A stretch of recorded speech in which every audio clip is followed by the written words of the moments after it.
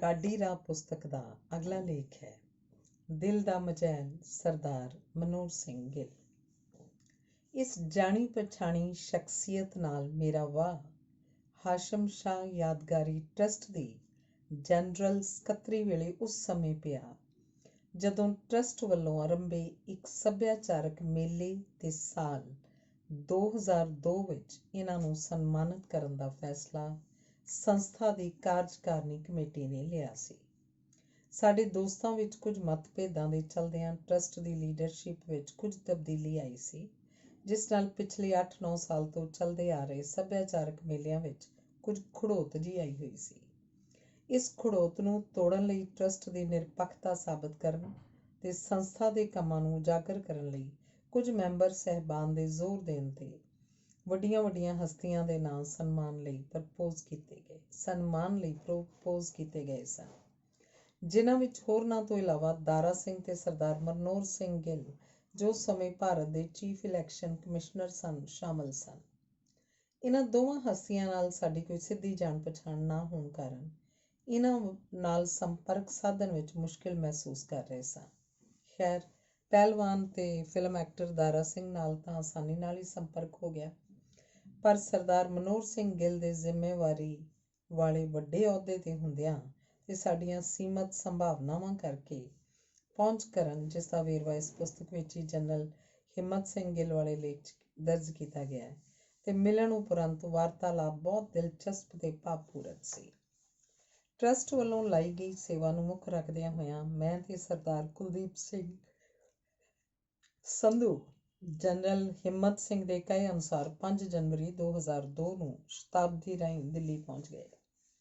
ਜਦੋਂ ਅਸੀਂ ਨਿਰਵਾਚਨ ਸਦਨ ਪਹੁੰਚੇ ਤੇ ਜਨਰਲ ਸਾਹਿਬ ਦੇ ਹਵਾਲੇ ਨਾਲ ਗਿੱਲ ਸਾਹਿਬ ਦੇ ਸਕੱਤਰ ਨੂੰ ਮਿਲੇ ਤਾਂ ਸਾਨੂੰ ਦੱਸਿਆ ਗਿਆ ਕਿ ਸਰਦਾਰ ਮਨੋਹਰ ਸਿੰਘ ਗਿੱਲ ਅੱਜ ਹੀ ਸਵੇਰ ਵੇਲੇ ਆਇਰਲੈਂਡ ਤੋਂ ਵਾਪਸ ਵਤਨ ਪਰਤੇ ਹਨ ਤੇ ਆਪਣੇ ਨਿਵਾਸ ਤੇ ਅਫਸਰਾਂ ਦੀ ਇੱਕ ਮੀਟਿੰਗ ਵਿੱਚ ਵਿਅਸਤ ਹਨ। ਦੂਰੋਂ ਆਏ ਹੋਣ ਕਾਰਨ ਅਸੀਂ ਜ਼ਰੂਰੀ ਮਿਲਣ ਵਾਸਤੇ ਕਿਹਾ, ਪਰ ਸਕੱਤਰ ਸਾਹਿਬ ਪਹਿਲਾਂ ਤੋਂ ਸਮਾਂ ਨਾ ਲਿਆ ਹੋਣ ਕਾਰਨ ਆਪਣੀ ਮਜਬੂਰੀ ਦੱਸ ਰਹੇ ਸਨ। ਇੱਥੇ ਜਨਰਲ ਸਾਹਿਬ ਦਾ ਰੈਫਰੈਂਸ ਤੇ ਮੇਰੇ ਨਾਂ ਪਿੱਛੇ ਲੱਗਿਆ ਸ਼ਬਦ ਗਿੱਲ ਕਾਫੀ ਸਹਾਈ ਹੋਏ, ਸੋ ਸਾਨੂੰ ਉਹਨਾਂ ਦੇ ਘਰ ਜਾ ਮਿਲਣ ਦੀ ਸਲਾਹ ਦਿੱਤੀ ਗਈ, ਜੋ ਅਸੀਂ ਖੁਸ਼ੀ ਨਾਲ ਪ੍ਰਵਾਨ ਕਰਕੇ ਉਹਨਾਂ ਦੀ ਸਰਕਾਰੀ ਰਿਹਾਇਸ਼ ਤੇ ਜਾ ਪਹੁੰਚੇ।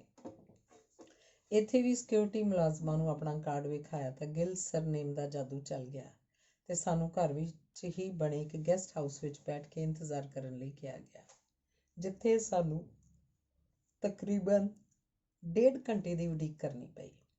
ਕੋਈ ਵਿਅਕਤੀ ਜਾਂ ਉਹਨਾਂ ਦਾ ਸਹਾਇਕ ਸੇਵਾਦਾਰ ਸਾਡੇ ਕੋਲ ਨਾ ਆਇਆ। ਬਸ ਅਸੀਂ ਦੂਰੋਂ ਹੀ ਗੇਟ ਵੱਲ ਸਿਕਿਉਰਿਟੀ ਮੁਲਾਜ਼ਮਾਂ ਦੀਆਂ ਗਤੀਵਿਧੀਆਂ ਤੋਂ ਅੰਦਾਜ਼ੇ ਲਾਉਂਦੇ ਰਹੇ ਕਿ ਮੀਟਿੰਗ ਕਦੋਂ ਖਤਮ ਹੋਏਗੀ। ਆਖਿਰਕਾਰ ਗਿੱਲ ਸਾਹਿਬ ਸਾਨੂੰ ਮਿਲਣ ਲਈ ਆਏ ਤਾਂ ਉਹ ਚਿੱਟੇ ਕੁੜਤੇ ਪਜਾਮੇ 'ਚ ਸਨ ਤੇ ਸਿਰ ਤੇ ਸਾਫਾ ਲਪੇਟਿਆ ਹੋਇਆ ਸੀ। ਸਫ਼ਰ ਦੀ ਥਕਾਨ ਜਾਂ ਫਿਰ ਆਰਾਮ ਕਰਨ ਦੇ ਮੂਡ 'ਚ ਲੱਗ ਰਹੇ ਸਨ। ਆਉਂਦਿਆਂ ਹੀ ਸਾਡੀ ਫਤਿਹ, ਸਾਡੇ ਸਤਿ ਸ੍ਰੀ ਅਕਾਲ ਦੇ ਜਵਾਬ 'ਚ ਬੋਲੇ, "ਉਹ ਭਾਈ, ਤੁਸੀਂ ਕਿਵੇਂ ਇੱਥੇ ਪਹੁੰਚ ਗਏ?" ਅਸੀਂ ਆਪਣੇ ਆਉਣ ਦਾ ਕਾਰਨ ਦੱਸਣ ਲੱਗੇ। "ਪਰ ਮੈਂ ਤਾਂ ਇਸ ਤਰ੍ਹਾਂ ਇੱਥੇ ਕਿਸੇ ਨੂੰ ਨਹੀਂ ਮਿਲਦਾ," ਉਹਨਾਂ ਕਿਹਾ। ਅਸੀਂ ਜਨਰਲ ਸਾਹਿਬ ਨਾਲ ਹੋਈ ਮੀਟਿੰਗ ਬਾਰੇ ਕਹਿੰਦੇ ਹੋਏ ਸਪਸ਼ਟੀਕਰਨ ਜਿਹਾ ਦੇਣ ਲੱਗੇ, ਪਰ ਉਹ ਟਸ ਤੋਂ ਮਸ ਨਾ ਹੋਏ ਤੇ ਪਹਿਲਾਂ ਸਮਾਂ ਨਾ ਲੈਣ ਤੇ ਘਰ ਵਿੱਚ ਨਾ ਮਿਲਣ ਤੇ ਬਜ਼ਿੱਦ ਰਹੇ। ਉਹਨਾਂ ਦੇ ਤੇਵਰ ਵੇਖ ਕੇ ਸਾਨੂੰ ਲੱਗਿਆ ਕਿ ਬੰਦਾ ਸਾਨੂੰ ਕੋਈ ਰਾਹ ਨਹੀਂ ਦੇਣ ਲੱਗਾ। "ਚੰਗਾ ਜੀ, ਫਿਰ ਅਸੀਂ ਚੱਲਦੇ ਹਾਂ। ਅਸੀਂ ਤਾਂ ਜਨਰਲ ਸਾਹਿਬ ਦੇ ਕਹਿਣ ਤੇ ਅੰਮ੍ਰਿਤਸਰੋਂ ਚੱਲ ਕੇ ਆਏ ਸੀ। ਬਹਿ ਜਾਓ ਫਿਰ, ਜੇਕਰ ਐਡੀ ਦੂਰੋਂ ਆਏ ਹੋ ਤਾਂ।" ਅੰਮ੍ਰਿਤਸਰ ਨਾਲ ਉਹਨਾਂ ਦਾ ਲਗਾਓ ਸਾਨੂੰ ਨਜ਼ਰ ਆ ਰਿਹਾ ਸੀ।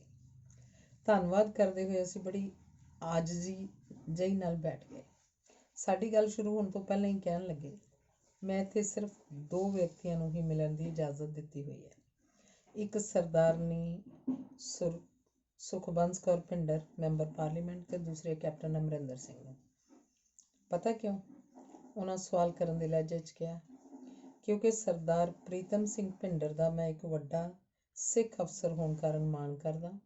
ਮੈਨੂੰ ਨਹੀਂ ਲੱਗਦਾ ਕਿ ਆਉਣ ਵਾਲੇ 20 ਵਰ੍ਹੇ ਕੋਈ ਸਿੱਖ ਇਹਨਾਂ ਪੋਜੀਸ਼ਨਾਂ 'ਤੇ ਦਿੱਲੀ ਪਹੁੰਚੇ।"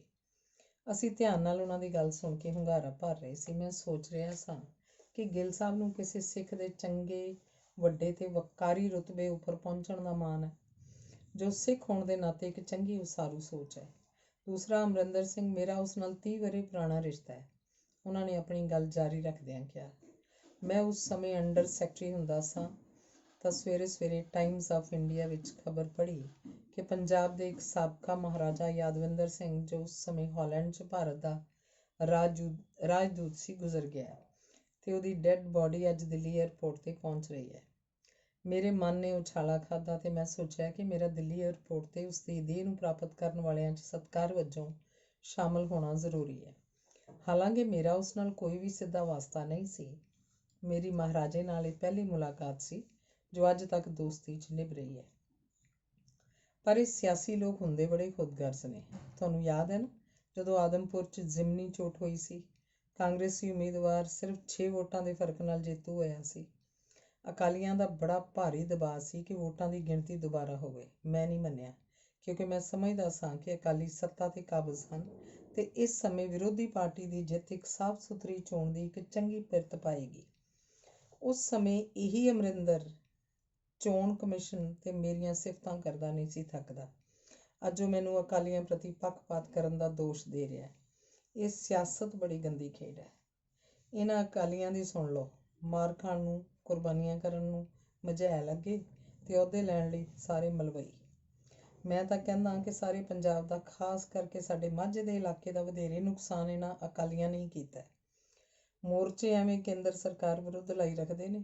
ਕੀ ਖੱਟਿਆ ਪੰਜਾਬੀਆਂ ਨੇ ਪੰਜਾਬੀ ਸੂਬਾ ਲੈ ਕੇ? ਪਾਣੀਆਂ ਦਾ ਵੀ ਇਹੋ ਹਾਲ ਹੈ। ਹਰੀਕੇ ਹੀ ਵੇਖ ਲਓ, ਸਾਰਾ ਪਾਣੀ ਲੈ ਗਏ ਖਿੱਚ ਕੇ। ਮਾਲਵੇ ਵਿੱਚ ਤੇ ਮਾਝੇ ਦਾ ਇਲਾਕਾ ਬੰਜਰ ਬਣਾ ਦਿੱਤਾ ਇਹਨਾਂ ਨੇ। ਨਹਿਰਾਂ ਤਾਂ ਜੀ ਇੰਦਰਾ ਗਾਂਧੀ ਨੇ ਰਾਜਸਥਾਨ ਨੂੰ ਪਾਣੀ ਦੇਣ ਲਈ ਕੱਢੀਆਂ ਸੁਣੀਂਦੀਆਂ ਨੇ। ਮੈਂ ਵਿੱਚੋਂ ਹੀ ਬੋਲ ਪਿਆ। ਪੱਕੀਆਂ ਤਾਂ ਇਹਨਾਂ ਨੇ ਕੀਤੀਆਂ ਨੇ ਮਾਝੇ ਨੂੰ ਬੰਜਰ ਕਰਨ ਲਈ। ਫਿਰ ਇਹਨਾਂ ਨੇ ਕਦੀ ਚੱਜ ਦਾ ਪੜ੍ਹਿਆ ਲਿਖਿਆ ਆਦਮੀ MP ਬਣਾ ਕੇ ਨਹੀਂ ਭੇਜਿਆ ਸੈਂਟਰ 'ਚ। ਕਦੀ ਕੋਈ ਡਰਾਈਵਰ ਤੇ ਕਦੀ ਕੋਈ ਲਾਂਗਰੀ ਭੇਜ ਦਿੰਦੇ ਰਹੇ ਨੇ। ਇਹਨਾਂ ਨੂੰ ਤਾਂ ਕੋਈ ਅਕਲਮੰਦ ਬੰਦਾ ਚਾਹੀਦਾ ਹੀ ਨਹੀਂ। ਬਸ ਇਹ ਤਾਂ ਚਾਹੁੰਦੇ ਨੇ ਕਿ ਇਹਨਾਂ ਦੀ ਹਾਂ 'ਚ ਹਾਂ ਮਿਲਾਉਣ ਤੇ ਸਿਰ ਹਿਲਾਉਣ ਵਾਲੇ ਹੀ ਹੋਣ। ਗਿੱਲ ਸਾਹਿਬ ਅਕਾਲੀਆਂ 'ਤੇ ਆਪਣੀ ਚੰਗੀ ਖਾਸੀ ਭੜਾਸ ਕੱਢੀ ਜਾ ਰਹੇ ਸਨ। ਇਸ ਤਰ੍ਹਾਂ ਨਹੀਂ ਹੈ ਸਰ, ਮੈਂ ਵਿੱਚੋਂ ਹੀ ਟੋਕਦੇ ਹੋਏ ਕਿਹਾ। ਅਜੇ ਹੁਣੇ ਇੱਕ ਪੜ੍ਹਿਆ ਲਿਖਿਆ ਵਿਦਵਾਨ ਲੇਖਕ ਤੇ ਵੱਡੀ ਪੰਜਾਬੀ ਅਖਬਾਰ ਦਾ ਐਡੀਟਰ ਰਾਜ ਸਭਾ ਦੀ ਮੈਂਬਰੀ ਤੋਂ ਫਾਰਗ ਹੋਇਆ। ਉਹ ਗਾਲ ਵਾਲੇ ਲਹਿਜੇ 'ਚ ਬੋਲੇ, ਉਹ ਤਾਂ ਸਾਲਾ ਚੀਮਾ ਜਿਹਾ। ਨਹੀਂ ਜੀ, ਸ਼ਾਇਦ ਸੈਣੀ ਹੈ। ਮੈਂ ਆਪਣੀ ਜਾਣਕਾਰੀ ਤੇ ਗਿਆਨ ਦਾ ਵਿਖਾਵਾ ਕੀਤਾ। ਸਾਡੇ ਚਿਹਰੇ ਦੇ ਹਾਵ ਭਾਵ ਵੇਖ ਕੇ ਫਿਰ ਬੋਲੇ, ਬਾਏ ਦ ਵੇ ਤੁਸੀਂ ਕੌਣ ਹੋ? ਵੀਰ ਕੁਲਦੀਪ ਬੋਲੇ, ਜੀ ਇਹ ਗਿੱਲ ਤੇ ਮੈਂ ਸੰਧੂ ਹਾਂ ਜੀ। ਠੀਕ ਹੈ, ਉਹ ਬੁੜਬੁੜਾਏ। ਇਹ ਨਾ ਸਮਝਿਓ ਕਿ ਮੇਰੇ 'ਚ ਕੋਈ ਜੱਟਵਾਦ ਹੈ। ਮੈਂ ਤਾਂ ਜ਼ਿਮੀਂਦਾਰਾਂ ਦੀ ਕਿਰਸਾਨੀ ਦੀ ਤਬਾਹੀ ਦੀ ਗੱਲ ਕਰਦਾ। ਗੱਲਾਂ ਕਰਦੇ ਨੇ ਕਿਰਸਾਨੀ ਦੀਆਂ, ਕੋਈ ਚੱਜ ਦਾ ਕਿਸਾਨ ਹਤੈਸ਼ੀ ਹੈ ਵੀ ਇਸ ਪਾਰਟੀ 'ਚ? ਉਹਨਾਂ ਸਵਾਲੀਆ ਲਹਿਜੇ 'ਚ ਕਿਹਾ। ਇਹਨਾਂ ਮਸਲਿਆਂ ਨੂੰ ਲੈ ਕੇ ਫਿਰ ਤੁਸੀਂ ਕਿਉਂ ਨਹੀਂ ਲੜਦੇ? ਮਾਝੇ ਵਿੱਚੋਂ ਚੋਣ, ਇੱਥੋਂ ਵਿਹਲੇ ਹੋਣ ਬਾਅਦ ਵੀਰਦੀਪ ਨੂੰ ਇਲਾਕੇ ਦਾ ਮੋਹ ਜਾਗ ਗਿਆ। ਤੁਸੀਂ ਜਿਹੜੀਆਂ ਗੱਲਾਂ ਸਾਡੇ ਨਾਲ ਕੀਤੀਆਂ ਨੇ, ਅੱਧੀਆਂ ਦੀ ਤਾਂ ਸਾਨੂੰ ਸਮਝ ਨਹੀਂ, ਬਾਕੀ ਕੁਝ ਭੁੱਲ ਭੁਲਾ ਜਾਣੀਆਂ ਨੇ। ਅੱਗੇ ਕਿਸੇ ਨੂੰ ਦੱਸਣ ਵੇਲੇ 25% ਪੱਲੇ ਰਹਿ ਜਾਣੀਆਂ ਨੇ। ਸਰਦਾਰ ਕੁਲਦੀਪ ਸਿੰਘ ਉਹਨਾਂ ਦੇ ਵਿਚਾਰਾਂ ਤੋਂ ਕੁਝ ਵਧੇਰੇ ਪ੍ਰਭਾਵਿਤ ਹੋਏ ਪਏ ਸਨ। ਨਾ ਭਾਈ, ਮੈਂ ਨਹੀਂ ਇਸ ਚਿੱਕੜ 'ਚ ਲਿਬੜਨਾ ਚਾਹੁੰਦਾ। ਰਾਜਨੀਤੀ ਤਾਂ ਗੰਦਗੀ ਨਾਲ ਭਰੀ ਪਈ ਹੈ, ਗਿੱਲ ਸਾਹਿਬ ਨੇ ਜਵਾਬ ਦਿੱਤਾ। ਫਿਰ ਕੌਣ ਅੱਗੇ ਆਏਗਾ ਸਾਡੇ ਆਮ ਲੋਕਾਂ ਦੇ ਮਸਲਿਆਂ ਨੂੰ ਲੈ ਕੇ? ਦੀਪਵੀਰ ਜੀ ਅਜੇ ਵੀ ਪੂਰੇ ਜੋਸ਼ ਤੇ ਰੌਲ 'ਚ ਸਨ। ਫਿਰ ਉਹ ਹੋਰ ਚੋਖਾ ਸਮਾਂ ਪੰਜਾਬ ਤੇ ਪੰਜਾਬੀ ਜ਼ੁਬਾਨ ਬਾਰੇ ਸਾਡੇ ਨਾਲ ਗੱਲਬਾਤ ਕਰਦੇ ਰਹੇ। ਅੱਜ ਕਿੱਥੇ ਆ ਉਹ ਪੰਜਾਬ ਤੇ ਮਾਹੌਲ? ਸਾਡੀ ਮਾਂ ਨਿੱਕੇ ਹੁੰਦਿਆਂ ਖੇਸੀ ਦੀ ਬੁੱਕਲ ਜੀ ਮਾਰ ਕੇ ਗੰਢ ਜੀ ਬੰਨ੍ਹ ਦਿਆ ਕਰਦੀ ਸੀ। ਕੀ ਕਹਿੰਦੇ ਸੀ ਉਹਨੂੰ? ਗਿਲਤੀ, ਮੈਂ ਉੱਤਰ ਦਿੱਤਾ। ਤੈਨੂੰ ਕਿਵੇਂ ਪਤਾ ਹੈ? ਜਿਹੜੀ ਗੱਲ ਦਾ ਨਾਮ ਮੈਨੂੰ ਨਹੀਂ ਆਉਂਦਾ ਤੂੰ ਕਿਵੇਂ ਜਾਣਦਾ? ਗਿੱਲ ਸਾਹਿਬ ਬੋਲੇ, ਜੀ ਅਸੀਂ ਵੀ ਪਿੰਡਾਂ 'ਚ ਰਹਿੰਦੇ ਹਾਂ। ਮੈਂ ਆਪਣੀ ਪੇਂਡੂ ਮਾਝੀ ਬੋਲੀ 'ਤੇ ਫਖਰ ਕਰਦਿਆਂ ਆਖਿਆ। ਗੱਲਬਾਤ ਲੰਮੀ ਹੁੰਦੀ ਜਾਂਦੀ ਸੀ। ਮੇਰਾ ਧਿਆਨ ਬਾਰ-ਬਾਰ ਘੜੀ ਵੱਲ ਜਾ ਰਿਹਾ ਸੀ, ਕਿਉਂਕਿ ਸਾਡੇ ਕੋਲ ਵਾਪਸੀ ਦੀ ਸ਼ਤਾਬਦੀ ਦੀ ਟਿਕਟ ਸੀ ਤੇ ਉਹ ਬੇਕਾਰ ਜਾਣੀ ਸੀ ਤੇ ਖੱਜਲ ਖੁਆਰੀ ਵੱਖਰੀ। ਅਸੀਂ 2-3 ਵਾਰ ਆਪਣੇ ਆਉਣ ਦੇ ਕਾਰਨ ਤੇ ਵਿਸ਼ੇ ਵੱਲ ਮੁੜਨ ਦਾ ਯਤਨ ਕੀਤਾ ਤੇ ਉਹਨਾਂ ਦੀ ਹਾਸ਼ਮ ਸ਼ਾਹ ਦੀ ਯਾਦ ਵਿੱਚ ਲੱਗਣ ਵਾਲੇ ਮੇਲੇ 'ਚ ਪਹੁੰਚ ਕੇ ਸਨਮਾਨ ਪ੍ਰਾਪਤ ਕਰਨ ਦੀ ਬੇਨਤੀ ਕੀਤੀ। ਵੇਖੋ, ਤੁਸੀਂ ਆ ਕੇ ਮੈਨੂੰ ਇਸ ਲਈ ਕਿਹਾ ਹੈ, ਮੇਰਾ ਸਨਮਾਨ ਹੀ ਹੈ, ਪਰ ਮੈਂ ਤੁਹਾਨੂੰ ਦੱਸਾਂ, ਇਹ ਸੰਭਵ ਨਹੀਂ ਹੈ ਕਿ ਮੈਂ ਇਸ ਕੰਮ ਲਈ ਆ ਸਕਾਂ। ਦੂਸਰਾ, ਦੇਸ਼ ਵਿੱਚ ਬਾਈ ਇਲੈਕਸ਼ਨ ਹਨ। ਇਹਨਾਂ ਦਿਨਾਂ 'ਚ ਤੁਹਾਡੇ ਮਜੀਠੇ ਵਿੱਚ ਵੀ ਹੈ। ਬਹੁਤ ਜ਼ਿੰਮੇਵਾਰੀਆਂ ਨੇ, ਖਾਸ ਕਰਕੇ ਇਹਨਾਂ ਇਲੈਕਸ਼ਨ ਦੇ ਦਿਨਾਂ 'ਚ। ਮੈਂ ਅਜਿਹਾ ਨਹੀਂ ਕਰ ਸਕਦਾ। ਤੁਸੀਂ ਇਸ ਤਰ੍ਹਾਂ ਕਰੋ ਕਿ ਜਨਰਲ ਸਾਹਿਬ ਨੂੰ ਹੀ ਕਹੋ ਕਿ ਮੇਰੇ ਵੱਲੋਂ ਇਹ ਸਨਮਾਨ ਪ੍ਰਾਪਤ ਕਰ ਲੈਣਗੇ। ਭਾਵੇਂ ਗਿੱਲ ਸਾਹਿਬ ਨੇ ਆਉਣ ਤੋਂ ਅਸਮਰਥਾ ਪ੍ਰਗਟ ਕੀਤੀ, ਪਰ ਅਸੀਂ ਬਾਗੋ ਬਾਗ ਸੀ। ਉਹਨਾਂ ਨਾਲ ਹੋਈਆਂ ਖੁੱਲ੍ਹੀਆਂ ਗੱਲਾਂ ਤੋਂ ਅਸੀਂ ਬੜੇ ਖੁਸ਼ ਤੇ ਸੰਤੁਸ਼ਟ ਸੀ ਤੇ ਸਾਡਾ ਰਸਤਾ ਹੀ ਸਰਦਾਰ ਮਨੋਹਰ ਸਿੰਘ ਗਿੱਲ ਦੇ ਵਿਚਾਰਾਂ, ਉਹਨਾਂ ਦੀ ਸਾਦਗੀ, ਪੰਜਾਬੀ ਬੋਲੀ, ਸਿੱਖਾਂ, ਜ਼ਿਮੀਂਦਾਰਾਂ ਤੇ ਸਾਡੇ ਆਪਣੇ ਇਲਾਕੇ ਮਾਝੇ ਬਾਰੇ ਉਹਨਾਂ ਦੇ ਦਿਲ ਦੇ ਦਰਦ ਦੀਆਂ ਗੱਲਾਂ ਬਾਤਾਂ ਕਰਦੇ ਹੋਏ ਵਾਪਸ ਪਰਤੇ ਸੀ। ਪਰ ਸਾਨੂੰ ਉਹਨਾਂ ਨੂੰ ਮਿਲਣ ਤੋਂ ਬਾਅਦ ਇਸ ਗੱਲ ਦਾ ਅਹਿਸਾਸ ਜ਼ਰੂਰ ਹੋ ਗਿਆ ਸੀ ਕਿ ਗਿੱਲ ਸਾਹਿਬ ਰਾਜਨੀਤੀ ਪ੍ਰਤੀ ਆਕਰਸ਼ਿਤ ਜ਼ਰੂਰ ਹਨ। ਅੱਜ ਨਹੀਂ ਤਾਂ ਕੱਲ੍ਹ ਕਿਸੇ ਨਾ ਕਿਸੇ ਰੂਪ 'ਚ ਇਸ ਖੇਤਰ 'ਚ ਆਉਣਗੇ ਜ਼ਰੂਰ। ਉਸ ਸਮੇਂ ਅਸੀਂ ਸੋਚ ਰਹੇ ਸਾਂ ਕਿ ਸ਼ਾਇਦ ਕਾਂਗਰਸ ਦੀ ਕੇਂਦਰ ਦੀ ਸਰਕਾਰ ਉਹਨਾਂ ਦੀਆਂ ਸੇਵਾਵਾਂ ਤੇ ਲਿਆਕਤ ਨੂੰ ਮੁੱਖ ਰੱਖਦੇ ਹੋਏ ਸੇਵਾ ਮੁਕਤੀ ਬਾਅਦ ਗਵਰਨਰ ਦੀ ਜ਼ਿੰਮੇਵਾਰੀ ਹੀ ਦੇ ਦੇਵੇ। ਸਾਡੀ ਇਹ ਸੋਚ ਤਕਰੀਬਨ ਸੱਚਾਈ ਦੇ ਨੇੜੇ ਤੇੜੇ ਹੀ ਰਹੀ। ਕੇਂਦਰ ਦੀ ਕਾਂਗਰਸ ਸਰਕਾਰ ਨੇ ਉਹਨਾਂ ਨੂੰ ਤਰਨਤਾਰਨ ਪਾਰਲੀਮੈਂਟਰੀ ਹਲਕੇ ਤੋਂ ਰਾਜ ਸਭਾ ਲਈ ਆਪਣਾ ਉਮੀਦਵਾਰ ਬਣਾਇਆ ਤੇ ਉਹ ਪਾਰਲੀਮੈਂਟ 'ਚ ਰਾਜ ਸਭਾ ਦੇ ਮੈਂਬਰ ਵਜੋਂ ਪਹੁੰਚ ਗਏ। ਸਾਡੀ ਅਗਲੀ ਮੁਲਾਕਾਤ ਉਹਨਾਂ ਨਾਲ ਮੈਂਬਰ ਪਾਰਲੀਮੈਂਟ ਬਣਨ ਤੋਂ ਬਾਅਦ ਸਾਲ 2005 'ਚ ਹੋਈ। ਮੇਰੇ ਕਿਸੇ ਪੱਤਰਕਾਰ ਮਿੱਤਰ ਨੇ ਦੱਸਿਆ ਕਿ ਗਿੱਲ ਸਾਹਿਬ ਆਪਣੇ ਇਲਾਕੇ 'ਚ ਸਿੱਖਿਆ ਦੇ ਖੇਤਰ ਲਈ ਆਪਣੇ ਫੰਡਾਂ ਵਿੱਚੋਂ ਖੁੱਲ੍ਹਦਿਲੀ ਨਾਲ ਸਹਾਇਤਾ ਕਰ ਰਹੇ ਹਨ। ਖਾਸ ਕਰਕੇ ਲੜਕੀਆਂ ਦੀ ਵਿੱਦਿਆ ਪ੍ਰਤੀ ਉਹ ਕਾਫੀ ਉਤਸੁਕ ਹਨ ਤੇ ਇਸ ਲਈ ਕਿਸੇ ਨੂੰ ਖਾਲੀ ਨਹੀਂ ਮੋੜਦੇ। ਮੈਂ ਆਪਣੇ ਸਾਥੀਆਂ ਨੂੰ ਨਾਲ ਲੈ ਕੇ ਉਹਨਾਂ ਦੀ ਤਰਨਤਾਰਨ ਫੇਰੀ ਦੌਰਾਨ ਉਹਨਾਂ ਨੂੰ ਜਾ ਮਿਲਿਆ ਤੇ ਆਪਣੇ ਟਰੱਸਟ ਅਤੇ ਉਸ ਵੱਲੋਂ ਵਿੱਦਿਆ ਦੇ ਖੇਤਰ 'ਚ ਕੀਤੇ ਜਾ ਰਹੇ ਕੰਮਾਂ ਬਾਰੇ ਜਾਣਕਾਰੀ ਦਿੰਦੇ ਹੋਏ ਉਹਨਾਂ ਨੂੰ ਆਪਣੇ ਪਿੰਡ ਆਉਣ ਦਾ ਸੱਦਾ ਦਿੱਤਾ। ਇਹ ਮੁਲਾਕਾਤ ਰਸਮੀ ਜਿਹੀ ਸਾਬਤ ਹੋਈ ਤੇ ਉਹਨਾਂ ਨੇ ਆਪਣੇ ਕਿਸੇ ਰਿਸ਼ਤੇਦਾਰ ਨਾਲ ਮਿਲਾਪ ਤੇ ਸੰਪਰਕ ਬਣਾਈ ਰੱਖਣ ਲਈ ਕਿਹਾ। ਪਤਾ ਨਹੀਂ ਕਿਉਂ ਅਸੀਂ ਉਸ ਸ਼ਖਸ ਨਾਲ ਵਧੇਰੇ ਘੁਲ ਮਿਲ ਨਾ ਸਕੇ ਤੇ ਗੱਲ ਆਈ ਗਈ ਹੋ ਗਈ। ਅਸੀਂ ਉਹਨਾਂ ਦਿਨਾਂ 'ਚ ਟਰੱਸਟ ਵੱਲੋਂ ਸੀਨੀਅਰ ਸੈਕੰਡਰੀ ਸਕੂਲ ਦੇ ਨਾਲ ਗੁਰੂ ਨਾਨਕ ਦੇਵ ਯੂਨੀਵਰਸਿਟੀ ਵੱਲੋਂ ਡਿਸਟੈਂਸ ਐਜੂਕੇਸ਼ਨ ਦਾ ਲੜਕੀਆਂ ਦਾ ਕਾਲਜ ਵੀ ਸ਼ੁਰੂ ਕਰ ਚੁੱਕੇ ਸਾਂ। ਇਸ ਕਾਰਜ ਦੀ ਸਫਲਤਾ ਤੇ ਕੁਝ ਵੱਖਰਾ ਕਰਨ ਦੀ ਇੱਛਾ ਤੇ ਜਨੂੰਨ ਸਾਡੀ ਸਮੁੱਚੀ ਟੀਮ 'ਚ ਸੀ। ਇਹਦੀ ਪੂਰਤੀ ਲਈ ਅਸੀਂ ਕੋਈ ਵੀ ਅਜਿਹਾ ਮੌਕਾ ਅਜਾਈ ਨਹੀਂ ਸੀ ਜਾਣ ਦਿੰਦੇ ਜਿੱਥੋਂ ਸਾਨੂੰ ਕਿਸੇ ਵੀ ਤਰ੍ਹਾਂ ਦੀ ਮਾਨਸਿਕ, ਆਰਥਿਕ, ਬੌਧਿਕ ਤੇ ਸਮਾਜਿਕ ਮਦਦ ਦੀ ਆਸ ਹੋਵੇ। ਉਹਨਾਂ ਦਿਨਾਂ ਵਿੱਚ ਅਸੀਂ ਹਰ ਉਸ ਸੰਸਥਾ ਨਾਲ ਸੰਪਰਕ ਸਾਧਿਆ ਜਿਸ ਦਾ ਵਿੱਦਿਅਕ ਖੇਤਰ ਵਿੱਚ ਕੋਈ ਵੀ ਯੋਗਦਾਨ ਹੋਵੇ। ਇਹ ਭਾਵੇਂ ਪਲਾਹੀ ਦੁਆਬੇ ਵਿੱਚ ਚੱਲ ਰਹੀ ਤਕਨੀਕੀ ਸੰਸਥਾ ਹੋਵੇ, ਇੱਕ ਪਾੜ ਦਾ ਪ੍ਰੋਜੈਕਟ ਹੋਵੇ, ਸਿਲਾਈ ਕਢਾਈ ਦਾ ਕੋਰਸ ਹੋਵੇ ਜਾਂ ਕਿਸੇ ਵੀ ਤਰ੍ਹਾਂ ਦੀ ਸਰਕਾਰੀ ਤੇ ਗੈਰ ਸਰਕਾਰੀ ਮਦਦ ਦੀ ਆਸ ਹੋਵੇ। ਬ੍ਰਿਟਿਸ਼ ਕੋਲੰਬੀਆ ਕੈਨੇਡਾ ਦੇ ਪ੍ਰੀਮੀਅਰ ਉੱਜਲ ਦੋਸਾਂਝ ਦੀ ਪੰਜਾਬ ਫੇਰੀ ਦੇ ਮੌਕੇ ਸਾਡੀ ਟੀਮ ਆਪਣੇ ਅਦਾਰੇ ਨੂੰ ਕੈਨੇਡਾ ਦੀ ਕਿਸੇ ਮਿਆਰੀ ਵਿੱਦਿਅਕ ਸੰਸਥਾ, ਕਾਲਜ, ਯੂਨੀਵਰਸਿਟੀ ਨਾਲ ਜੋੜਨ ਦੀ ਮੰਗ ਲੈ ਕੇ ਉਹਨਾਂ ਤੱਕ ਪਹੁੰਚ ਕਰਨ ਲਈ ਹਾਜ਼ਰ ਹੋ ਗਈ। ਹਲਕੇ ਦੇ ਅਕਾਲੀ ਮੈਂਬਰ ਅਸੈਂਬਲੀ, ਜਿਸ ਤੋਂ ਸਾਨੂੰ ਕਦੀ ਵੀ ਕੋਈ ਆਸ ਨਹੀਂ ਸੀ, ਨੂੰ ਨਾਲ ਜੋੜਨ ਦੇ ਉਪਰਾਲੇ ਹੋਣ ਜਾਂ ਲੋਕ ਸਭਾ ਮੈਂਬਰ ਦਾ ਦਰ ਖੜਕਾਉਣ ਦਾ ਕੰਮ, ਪਰ ਸਥਾਨਕ ਰਾਜਨੀਤੀ ਦੀਆਂ ਚਾਲਾਂ ਤੋਂ ਸੱਖਣੀ ਸਾਡੀ ਟੀਮ ਆਪਣੇ ਕੀਤੇ ਕੰਮਾਂ ਨਾਲ ਕਿਸੇ ਵੀ ਅਨਪੜ੍ਹ ਜਾਂ ਅੱਧਪੜ੍ਹ ਨੇਤਾ ਨੂੰ ਆਪਣੇ ਨਾਲ ਦਿਲੋਂ ਤੋੜਨ 'ਚ ਅਸਫਲ ਰਹੀ। ਪਰ ਸਭ ਜਗ੍ਹਾ ਲਾਰੇ ਲੱਪੇ ਤੇ ਭਰੋਸੇ ਦਿੱਤੇ ਗਏ ਪਰ ਅਮਲ ਵਿੱਚ ਕੁਝ ਵੀ ਨਾ ਸੌਰਿਆ। ਫਿਰ ਵੀ ਅਸੀਂ ਯਤਨਸ਼ੀਲ ਰਹੇ। ਇਸੇ ਕੜੀ ਵਿੱਚ ਸਾਨੂੰ ਇੱਕ ਦਿਨ ਯੂਨੀਵਰਸਿਟੀ 'ਚ ਰਹਿੰਦੇ ਇੱਕ ਦੋਸਤ ਤੋਂ ਪਤਾ ਲੱਗਿਆ ਕਿ ਸਰਦਾਰ ਮਨੋਹਰ ਸਿੰਘ ਗਿੱਲ ਯੂਨੀਵਰਸਿਟੀ ਦੇ ਕਿਸੇ ਸਮਾਗਮ ਵਿੱਚ ਸ਼ਿਰਕਤ ਕਰਨ ਲਈ ਆ ਰਹੇ ਹਨ ਤੇ ਯੂਨੀਵਰਸਿਟੀ ਦੇ ਗੈਸਟ ਹਾਊਸ ਵਿੱਚ ਹੀ ਠਹਿਰਨਗੇ। ਉਹਨਾਂ ਸਾਡੀ ਮੁਲਾਕਾਤ ਕਰਵਾ ਦੇਣ ਦਾ ਭਰੋਸਾ ਵੀ ਦਿਵਾਇਆ। ਸੋ ਅਸੀਂ ਸਵੇਰੇ ਤੜਕਸਾਰ ਹੀ ਗਿੱਲ ਸਾਹਿਬ ਨੂੰ ਮਿਲਣ ਲਈ ਪਹੁੰਚ ਗਏ। ਇਸ ਮੁਲਾਕਾਤ ਵਿੱਚ ਅਸੀਂ ਵਿਸਥਾਰ ਨਾਲ ਆਪਣੇ ਟਰੱਸਟ ਤੇ ਵਿੱਦਿਅਕ ਅਦਾਰਿਆਂ ਬਾਰੇ ਗੱਲ ਕਰਨ 'ਚ ਕਾਮਯਾਬ ਰਹੇ ਤੇ ਗਿੱਲ ਸਾਹਿਬ ਨੇ ਆਰਥਿਕ ਮਦਦ ਲਈ ਲਿਖਤੀ ਦਰਖਾਸਤ ਭੇਜਣ ਲਈ ਕਿਹਾ, ਜੋ ਮੈਂ ਬਤੌਰ ਸਕੱਤਰ ਟਰੱਸਟ ਆਪਣਾ ਫਰਜ਼ ਸਮਝਦੇ ਹੋਏ ਫੌਰਨ ਲਿਖ ਕੇ ਰਵਾਨਾ ਕਰ ਦਿੱਤੇ। ਹਫ਼ਤੇ 10 ਦਿਨ ਬਾਅਦ ਮੈਂ ਟਰੱਸਟ ਦੇ ਦਫ਼ਤਰ ਤੇ ਵਿੱਦਿਅਕ ਅਦਾਰੇ, ਜੋ ਇੱਕ ਹੀ ਕੰਪਲੈਕਸ ਵਿੱਚ ਸਨ, ਪਹੁੰਚਿਆ ਹੀ ਸੀ ਕਿ ਸੇਵਾਦਾਰ ਦੌੜਿਆ ਹੋਇਆ ਆਇਆ ਤੇ ਕਹਿਣ ਲੱਗਾ, ਸਾਹਿਬ ਜੀ ਜਲਦੀ ਦਫ਼ਤਰ ਪੁੱਜੋ, ਦਿੱਲੀ ਤੋਂ ਕੋਈ ਵੱਡਾ ਅਫਸਰ ਫੋਨ ਕਰਕੇ ਤੁਹਾਨੂੰ ਲੱਭ ਰਿਹਾ। ਮੈਂ ਦਫ਼ਤਰ 'ਚ ਦਾਖਲ ਹੋਇਆ ਹੀ ਸਾਂ ਕਿ ਸਾਡੇ ਕਾਲਜ ਦੇ ਡਾਇਰੈਕਟਰ ਬੋਪਾ ਰਾਏ ਸਾਹਿਬ ਕਹਿਣ ਲੱਗੇ, ਦਿੱਲੀ ਤੋਂ ਸਰਦਾਰ ਮਨੋਹਰ ਸਿੰਘ ਗਿੱਲ ਦਾ ਫੋਨ ਸੀ। ਅਸੀਂ ਉਹਨਾਂ ਨੂੰ ਤੁਹਾਡੇ ਬਾਰੇ ਕਿਹਾ ਹੈ ਕਿ ਉਹ ਆਉਣ ਵਾਲੇ ਹਨ, ਆ ਕੇ ਤੁਹਾਨੂੰ ਟੈਲੀਫੋਨ ਕਰਨਗੇ। ਅਸੀਂ ਅਜੇ ਵਿਚਾਰ ਹੀ ਕਰ ਰਹੇ ਸਾਂ ਕਿ ਗਿੱਲ ਸਾਹਿਬ ਨਾਲ ਕੀ ਤੇ ਕਿਵੇਂ ਗੱਲ ਕਰਨੀ ਹੈ ਕਿ ਫੋਨ ਦੀ ਘੰਟੀ ਫੇਰ ਖੜਕੀ। ਫਿਰ ਤੋਂ ਸਰਦਾਰ ਮਨੋਹਰ ਸਿੰਘ ਗਿੱਲ ਹੀ ਗੱਲ ਕਰ ਰਹੇ ਸਨ। ਜਦੋਂ ਮੈਂ ਉਹਨਾਂ ਨਾਲ ਟੈਲੀਫੋਨ 'ਤੇ ਮੁਖਾਤਬ ਹੋਇਆ ਤਾਂ ਉਹਨਾਂ ਨੇ ਆਪਣਿਆਂ ਵਰਗੀ ਝਿੜਕ ਨਾਲ ਮੇਰੇ ਨਾਲ ਗੱਲ ਆਰੰਭੀ। ਸਾਰੇ ਪਿੰਡ ਦੇ ਟੈਲੀਫੋਨ ਨੰਬਰ ਲੈਟਰ ਹੈਡ 'ਤੇ ਛਪਵਾਈ ਬੈਠਾ ਹੈ ਤੇ ਫੋਨ ਕੋਈ ਵੀ ਨਹੀਂ ਲੱਗਦਾ ਤੇਰਾ। ਮੈਂ ਪਿੰਡ ਦੀ ਟੈਲੀਫੋਨ ਐਕਸਚੇਂਜ ਦੀ ਮਾੜੀ ਕਾਰਗੁਜ਼ਾਰੀ ਦੀ ਢੁੱਚਰ ਡਾਹੀ। ਮੇਰੀ ਗੱਲ ਧਿਆਨ ਨਾਲ ਸੁਣ, ਗਿੱਲ ਸਾਹਿਬ ਬੋਲੇ, ਇਹ ਸਾਰੇ ਵਾਧੂ ਘਾਟੂ ਨਾਂ ਲੈਟਰ ਹੈਡ ਤੋਂ ਘੱਟਦੇ ਨਵੀਂ ਲੈਟਰ ਹੈਡ ਬਣਾ ਤੇ ਕੰਮ ਦੇ 2 ਬੰਦਿਆਂ ਦੇ ਨਾਂ ਹੀ ਲਿਖ। ਇਸ ਤਰ੍ਹਾਂ ਤੂੰ ਸਾਰੇ ਪਿੰਡ ਨੂੰ ਖੁਸ਼ ਨਹੀਂ ਕਰ ਸਕਦਾ। ਉਹਨਾਂ ਨਸੀਹਤ ਭਰੀ ਡਾਂਟ ਦਿੱਤੀ। ਜੀ ਬਹੁਤ ਅੱਛਾ, ਮੈਂ ਉੱਤਰ ਦਿੱਤਾ। ਉਹਨਾਂ ਫਿਰ ਕਿਹਾ ਕਿ ਤੇਰੇ ਹਲਕੇ ਦਾ ਮੈਂਬਰ ਪਾਰਲੀਮੈਂਟ ਕੌਣ ਹੈ? ਡਾਕਟਰ ਰਤਨ ਸਿੰਘ ਅਜਨਾਲਾ। ਮੈਂ ਕਿਹਾ, ਫਿਰ ਮੇਰੇ ਮਗਰ ਕਿਉਂ ਪਏ ਹੋ? ਉਹਨੂੰ ਕਹੋ ਕਿ ਤੁਹਾਡੀ ਮਦਦ ਕਰੇ। ਮੇਰਾ ਪੂਰਾ ਧਿਆਨ ਤਰਨਤਾਰਨ 'ਤੇ ਲੱਗਿਆ। ਜੀ ਅਸੀਂ ਬਹੁਤ ਕੋਸ਼ਿਸ਼ ਕਰਕੇ ਵੇਖ ਚੁੱਕੇ ਹਾਂ, MLA ਤੇ MP ਦੋਵਾਂ ਦੀ। ਉਹਨਾਂ ਦੇ ਏਜੰਡੇ 'ਤੇ ਵਿੱਦਿਆ ਹੈ ਹੀ ਨਹੀਂ ਜੀ, ਮੈਂ ਜਵਾਬ ਵਿੱਚ ਕਿਹਾ। ਫਿਰ ਦੱਸ ਮੇਰੇ ਤੋਂ ਕੀ ਚਾਹੁੰਦਾ? ਉਹਨਾਂ ਸਿੱਧੀ ਗੱਲ ਕੀਤੀ। ਮੈਂ ਟਰੱਸਟ ਸਕੂਲ ਤੇ ਲੜਕੀਆਂ ਦੇ ਨਵੇਂ ਖੋਲ੍ਹੇ ਕਾਲਜ ਬਾਰਡਰ 'ਤੇ ਪਛੜਿਆ ਹੋਇਆ ਪੇਂਡੂ ਏਰੀਆ ਹੋਣ ਕਾਰਨ ਵਿਕਾਸ ਨਾ ਹੋਣ ਦੀ ਦੁਹਾਈ ਦਿੱਤੀ। ਗੱਲ ਕਰਾਂ ਮੇਰੇ ਕਾਲਜ ਤੇ ਸਕੂਲ ਦੇ ਪ੍ਰਿੰਸੀਪਲ ਨਾਲ। ਉਹਨਾਂ ਨੇ ਹੁਕਮ ਭਰੇ ਲਹਿਜੇ 'ਚ ਕਿਹਾ। ਉਹਨਾਂ ਪਾਸੋਂ ਬੱਚਿਆਂ ਦੀ ਗਿਣਤੀ, ਮਿਣਤੀ, ਇਮਾਰਤ ਤੇ ਸਟਾਫ ਦੀ ਪੂਰੀ ਜਾਣਕਾਰੀ ਪ੍ਰਾਪਤ ਕੀਤੀ। ਦੋਵਾਂ ਹੀ ਅਦਾਰਿਆਂ ਦੇ ਸਮਝਦਾਰ ਤੇ ਸਿਆਣੇ ਮੁਖੀਆਂ ਨਾਲ ਗੱਲ ਕਰਨ ਤੋਂ ਬਾਅਦ ਉਹ ਫਿਰ ਮੇਰੇ ਵੱਲ ਪਰਤੇ। ਤੇਰੇ ਕਾਲਜ ਵਾਲੀ ਗੱਲ ਨਾਲ ਮੈਂ ਸਹਿਮਤ ਨਹੀਂ। ਕੁੱਲ 60-65 ਕੁੜੀਆਂ ਹੀ ਨੇ।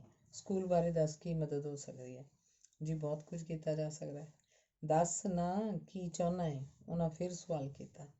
ਕਿੰਨੇ ਕੰਪਿਊਟਰ ਨੇ ਤੁਹਾਡੀ ਲੈਬ 'ਚ? ਮੇਰੀ ਝਿਜਕ ਨੂੰ ਭਾਂਪਦਿਆਂ ਉਹਨਾਂ ਆਪ ਹੀ ਗੱਲ ਤੋਰੀ। 15, ਮੈਂ ਉੱਤਰ ਦਿੱਤਾ। ਬਹੁਤ ਥੋੜ੍ਹੇ ਨੇ। 600 ਬੱਚਿਆਂ ਵਾਸਤੇ। ਇਉਂ ਕਰ 20 ਕੁ ਹੋਰ ਨਵੇਂ ਲੈਣ ਦਾ ਲਿਖ ਭੇਜ। ਸਰ ਅਜੇ ਸਾਡੇ ਸਕੂਲ ਦੀ ਬਾਉਂਡਰੀ ਵਾਲ ਵੀ ਨਹੀਂ ਬਣ ਸਕੀ। ਮੈਂ ਅਗਲਾ ਸਵਾਲ ਕੀਤਾ। ਜੰਗਲ 'ਚ ਹੀ ਬੈਠਾ ਹੈ? ਗਿੱਲ ਸਾਹਿਬ ਨੇ ਫਰਮਾਇਆ। ਜੀ ਹਾਂ, ਇੱਦਾਂ ਹੀ ਸਮਝ ਲਓ। ਤੂੰ ਕੀ ਕੰਮ ਕਰਦਾ? ਉਹਨਾਂ ਦਾ ਅਗਲਾ ਸਵਾਲ ਸੀ। ਜੀ ਮੈਂ ਸਿਵਲ ਇੰਜੀਨੀਅਰ ਹਾਂ ਤੇ SDO ਦੀ ਨੌਕਰੀ ਕਰਦਾ। ਮੈਂ ਕਿਹਾ, ਫਿਰ ਤਾਂ ਮਸਲਾ ਹੱਲ ਹੋ ਗਿਆ। ਬਾਉਂਡਰੀ ਦਾ ਐਸਟੀਮੇਟ, ਤਖਮੀਨਾ, ਕੰਪਿਊਟਰ ਅਤੇ ਕੁਝ ਹੋਰ ਲੋੜ ਮੁਤਾਬਿਕ ਪਾ ਲਈ। ਤੈਨੂੰ ਇਹਦੀ ਸਮਝ ਹੋਣੀ ਚਾਹੀਦੀ ਹੈ। ਕੁੱਲ 10 ਲੱਖ ਤੱਕ ਮੈਂ ਦੇ ਦਾਂਗਾ। ਸਾਰੇ ਕਾਗਜ਼ ਤਿਆਰ ਕਰਕੇ ਸਰਦਾਰ ਬਲਜੀਤ ਸਿੰਘ ਵਧੀਕ ਡਿਪਟੀ ਕਮਿਸ਼ਨਰ ਵਿਕਾਸ ਨੂੰ ਪਹੁੰਚਾ ਦੇ ਤੇ ਮੇਰੇ ਨਾਲ ਹੋਈ ਗੱਲ ਬਾਰੇ ਦੱਸ ਦੇ। ਬਹੁਤ ਅੱਛਾ ਜੀ।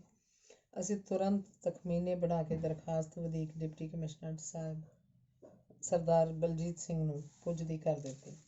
ਇਸ ਫਾਈਲ ਦੀ ਪੈਰਵੀ ਅਸੀਂ ਲੋਕ ਕਰ ਪਾਉਂਦੇ। ਮੇਰਾ ਪਰਿਵਾਰ ਸਮੇਤ ਕੈਨੇਡਾ ਜਾਣ ਦਾ ਇਮੀਗ੍ਰੇਸ਼ਨ ਵੀਜ਼ਾ ਆ ਗਿਆ ਤੇ ਮੈਂ ਇੱਥੋਂ ਟੋਰਾਂਟੋ ਪਹੁੰਚ ਗਿਆ। ਮੇਰੇ ਦੋਸਤਾਂ ਨੇ ਇਹਦੀ ਬਹੁਤੀ ਪੈਰਵੀ ਨਾ ਕੀਤੀ ਜਾਂ ਉਹ ਕਰ ਨਾ ਸਕੇ ਕਿਉਂਕਿ ਸਰਦਾਰ ਬਲਜੀਤ ਸਿੰਘ ਵਰਗੇ ਸੁਹਿਰਦ ਤੇ ਵਧੀਆ ਅਫਸਰ ਦਾ ਤਬਾਦਲਾ ਗੁਰਦਾਸਪੁਰ ਹੋ ਚੁੱਕਾ ਸੀ। ਹੋਰ ਕੋਈ ਸੁਣਨ ਵਾਲਾ ਨਹੀਂ ਸੀ ਤੇ ਨਵੇਂ ਅਫਸਰ ਨਾਲ ਬਾਰ-ਬਾਰ ਪਹੁੰਚ ਕਰਨੀ ਸਾਡੀ ਟੀਮ ਦੀ ਸਮਰੱਥਾ ਤੋਂ ਬਾਹਰੀ ਗੱਲ ਸੀ। ਸਾਡੀ ਫਾਈਲ ਲਾਲ ਫੀਤਾਸ਼ਾਹੀ ਦਾ ਸ਼ਿਕਾਰ ਹੋ ਕੇ ਰਹਿ ਗਈ। ਮੈਂ ਇੱਥੋਂ ਈਮੇਲ ਰਾਹੀਂ ਥੋੜ੍ਹਾ ਬਹੁਤ ਯਤਨਸ਼ੀਲ ਰਿਹਾ, ਪਰ ਸਭ ਵਿਅਰਥ। ਭਾਵੇਂ ਅਸੀਂ ਸਰਦਾਰ ਮਨੋਹਰ ਸਿੰਘ ਗਿੱਲ ਪਾਸੋਂ ਕੋਈ ਵਿੱਤੀ ਜਾਂ ਹੋਰ ਕਿਸੇ ਤਰ੍ਹਾਂ ਦੀ ਸਹਾਇਤਾ ਪ੍ਰਾਪਤ ਨਹੀਂ ਵੀ ਕਰ ਸਕੇ, ਪਰ ਮੈਂ ਤੇ ਮੇਰੇ ਪਿੰਡ ਦੇ ਹੋਰ ਦੋਸਤ ਉਹਨਾਂ ਦੇ ਕੰਮ ਕਰਨ ਦੇ ਢੰਗ ਤੇ ਆਪ ਸਿੱਧੇ ਤੌਰ ਤੇ ਲੋੜਵੰਦ ਸੰਸਥਾਵਾਂ ਤੱਕ ਪਹੁੰਚ ਕਰਨ ਤੇ ਸਹਾਇਤਾ ਲਈ ਤਤਪਰ ਰਹਿਣ ਵਾਲੇ ਗੁਣਾਂ ਤੋਂ ਪ੍ਰਭਾਵਿਤ ਹੋਏ ਬਿਨਾਂ ਨਹੀਂ ਰਹਿ ਸਕੇ। ਅੱਜ ਦੀ ਚਿੱਕੜ ਭਰੀ ਰਾਜਨੀਤੀ ਵਿੱਚ ਅਜਿਹੇ ਸੂਝਵਾਨ ਤੇ ਪੜ੍ਹੇ ਲਿਖੇ ਸ਼ਖਸ ਬਹੁਤਾ ਕਾਮਯਾਬ ਨਹੀਂ ਹੋਇਆ ਕਰਦੇ। ਭਾਵੇਂ ਕਿ ਬਾਅਦ ਵਿੱਚ ਉਹ ਖੇਡ ਮੰਤਰੀ ਵੀ ਬਣੇ, ਪਰ ਆਪਣੀ ਪ੍ਰਬੰਧਕੀ ਕਾਬਲੀਅਤ ਦਾ ਲੋਹਾ ਇੱਕ ਰਾਜਨੀਤੀਵਾਨ ਦੇ ਤੌਰ ਤੇ ਨਹੀਂ ਮਨਵਾ ਸਕੇ। ਧੰਨਵਾਦ। ਲੇਖ ਹੈ ਖੂਬਸੂਰਤ ਸੀਰਤ ਮਨਮੋਹਨ ਸਿੰਘ ਢਿੱਲੋਂ। ਮੇਰੇ ਦੋਸਤਾਂ ਦੀ ਸੂਚੀ 'ਚ ਬਹੁਤ ਸਾਰੇ ਅਜਿਹੇ ਮਿੱਤਰ ਵੀ ਹਨ ਜਿਨ੍ਹਾਂ ਦੇ ਮਿਲਾਪ ਦੀ ਵਜ੍ਹਾ ਮੇਰੇ ਪਰਮ ਮਿੱਤਰ ਤੇ ਗੁਰੂਦੇਵ ਪ੍ਰੋਫੈਸਰ ਮੇਹਰ ਚੰਦ ਭਾਰਦਵਾਜ ਬਣੇ। ਅਜਿਹਾ ਹੀ ਇੱਕ ਸਬੱਬ ਉਸ ਸਮੇਂ ਬਣਿਆ ਜਦੋਂ ਪ੍ਰੋਫੈਸਰ ਸਾਹਿਬ ਨੇ ਇੱਕ ਸ਼ਾਮ ਮੇਰੇ ਘਰ ਵਿੱਚ ਹੀ ਸੰਜੀਦਾ ਦੋਸਤਾਂ ਦੀ ਇੱਕ ਮੀਟਿੰਗ ਸੱਦ ਲਈ। ਮੈਂ ਪਰਿਵਾਰ ਸਮੇਤ ਨਵਾਂ ਹੀ ਪਿੰਡ ਛੱਡ ਕੇ ਸ਼ਹਿਰ 'ਚ ਆ ਕੇ ਵਸਿਆ ਸੀ। ਪ੍ਰੋਫੈਸਰ ਸਾਹਿਬ ਦਾ ਇਹ ਸੁਭਾਅ ਸੀ ਕਿ ਹਰ ਸਮੇਂ ਕੁਝ ਨਾ ਕੁਝ ਨਵਾਂ ਤੇ ਉਸਾਰੂ ਕਰਦੇ ਰਹਿਣਾ, ਖਾਸ ਕਰਕੇ ਨਵੇਂ ਦੋਸਤਾਂ ਨੂੰ ਜੋੜਨ ਲਈ ਉਹ ਕੁਝ ਨਾ ਕੁਝ ਉਤਸ਼ਾਹਵਰਧਕ ਮਾਹੌਲ ਸਿਰਜ ਲੈਂਦੇ। ਮੈਨੂੰ ਯਾਦ ਹੈ ਉਸ ਦਿਨ ਵੀ ਸਾਰੇ ਇਕੱਠੇ ਹੋਏ ਲੋਕ ਇੱਕ ਦੂਸਰੇ ਤੋਂ ਜਾਣੂ ਨਹੀਂ ਸਨ, ਲਗਭਗ ਅਜਨਬੀ ਹੀ ਕਹਿ ਲਈਏ। ਇਹਨਾਂ ਵਿੱਚ ਇੱਕ ਸੀ ਮਨਮੋਹਨ ਸਿੰਘ ਢਿੱਲੋਂ। ਸਾਨੂੰ ਦੱਸਿਆ ਗਿਆ ਕਿ ਬੜੇ ਸੁਲਝੇ ਹੋਏ ਪੱਤਰਕਾਰ ਹਨ ਤੇ ਪੀਲੀ ਪੱਤਰਕਾਰੀ ਦੇ ਵਿਸ਼ੇ ਤੇ ਸਾਡੇ ਸਾਰਿਆਂ ਨਾਲ ਵਿਚਾਰ ਸਾਂਝੇ ਕਰਨਗੇ। ਮੈਂ ਮਨਮੋਹਨ ਸਿੰਘ ਢਿੱਲੋਂ ਵੱਲੋਂ ਇਸ ਵਿਸ਼ੇ ਤੇ ਕੀਤੀ ਗੱਲਬਾਤ ਤੋਂ ਖਾਸ ਪ੍ਰਭਾਵਿਤ ਨਹੀਂ ਸੀ ਹੋਇਆ। ਜਾਂ ਤਾਂ ਮੇਰੀ ਜਗਿਆਸਾ ਹੀ ਕੁਝ ਵਧੇਰੇ ਸੀ ਤੇ ਜਾਂ ਫਿਰ ਉਸ ਦਿਨ ਮਨਮੋਹਨ ਸਿੰਘ ਢਿੱਲੋਂ ਹੋਰੀ ਕੁਝ ਪ੍ਰਭਾਵਸ਼ਾਲੀ ਵਿਚਾਰ ਪੇਸ਼ ਨਾ ਕਰ ਸਕੇ ਹੋਣਗੇ। ਘਸਮੈਲੇ ਜਿਹੇ ਰੰਗ ਦੀ ਢਿੱਲੀ ਜਿਹੀ ਪਗੜੀ ਜੋ ਢੰਗ ਨਾਲ ਨਹੀਂ ਸੀ ਬੱਧੀ ਹੋਈ, ਵੀ ਉਹਨਾਂ ਦੀ ਸ਼ਖਸੀਅਤ ਨੂੰ ਉਗੜ ਦੁਗੜੀ ਜਿਹੀ ਦਰਸਾ ਰਹੀ ਸੀ। ਚਿਹਰਾ ਬੇਹੱਦ ਖੁਸ਼ਕ ਜਿਹਾ ਤੇ ਵਾਰਤਾਲਾਪ ਵੀ ਨੀਰਸ ਜਿਹੀ। ਗੱਲ ਕੀ, ਸਾਡੀ ਪਹਿਲੀ ਮਿਲਣੀ ਸਾਡੀ ਆਉਣ ਵਾਲੇ ਸਮੇਂ ਦੀ ਗੂੜੀ ਦੋਸਤੀ ਦਾ ਕੁਝ ਆਧਾਰ ਤਿਆਰ ਕਰ ਗਈ ਹੋਵੇ, ਮੈਨੂੰ ਅਜਿਹਾ ਨਹੀਂ ਲੱਗਦਾ।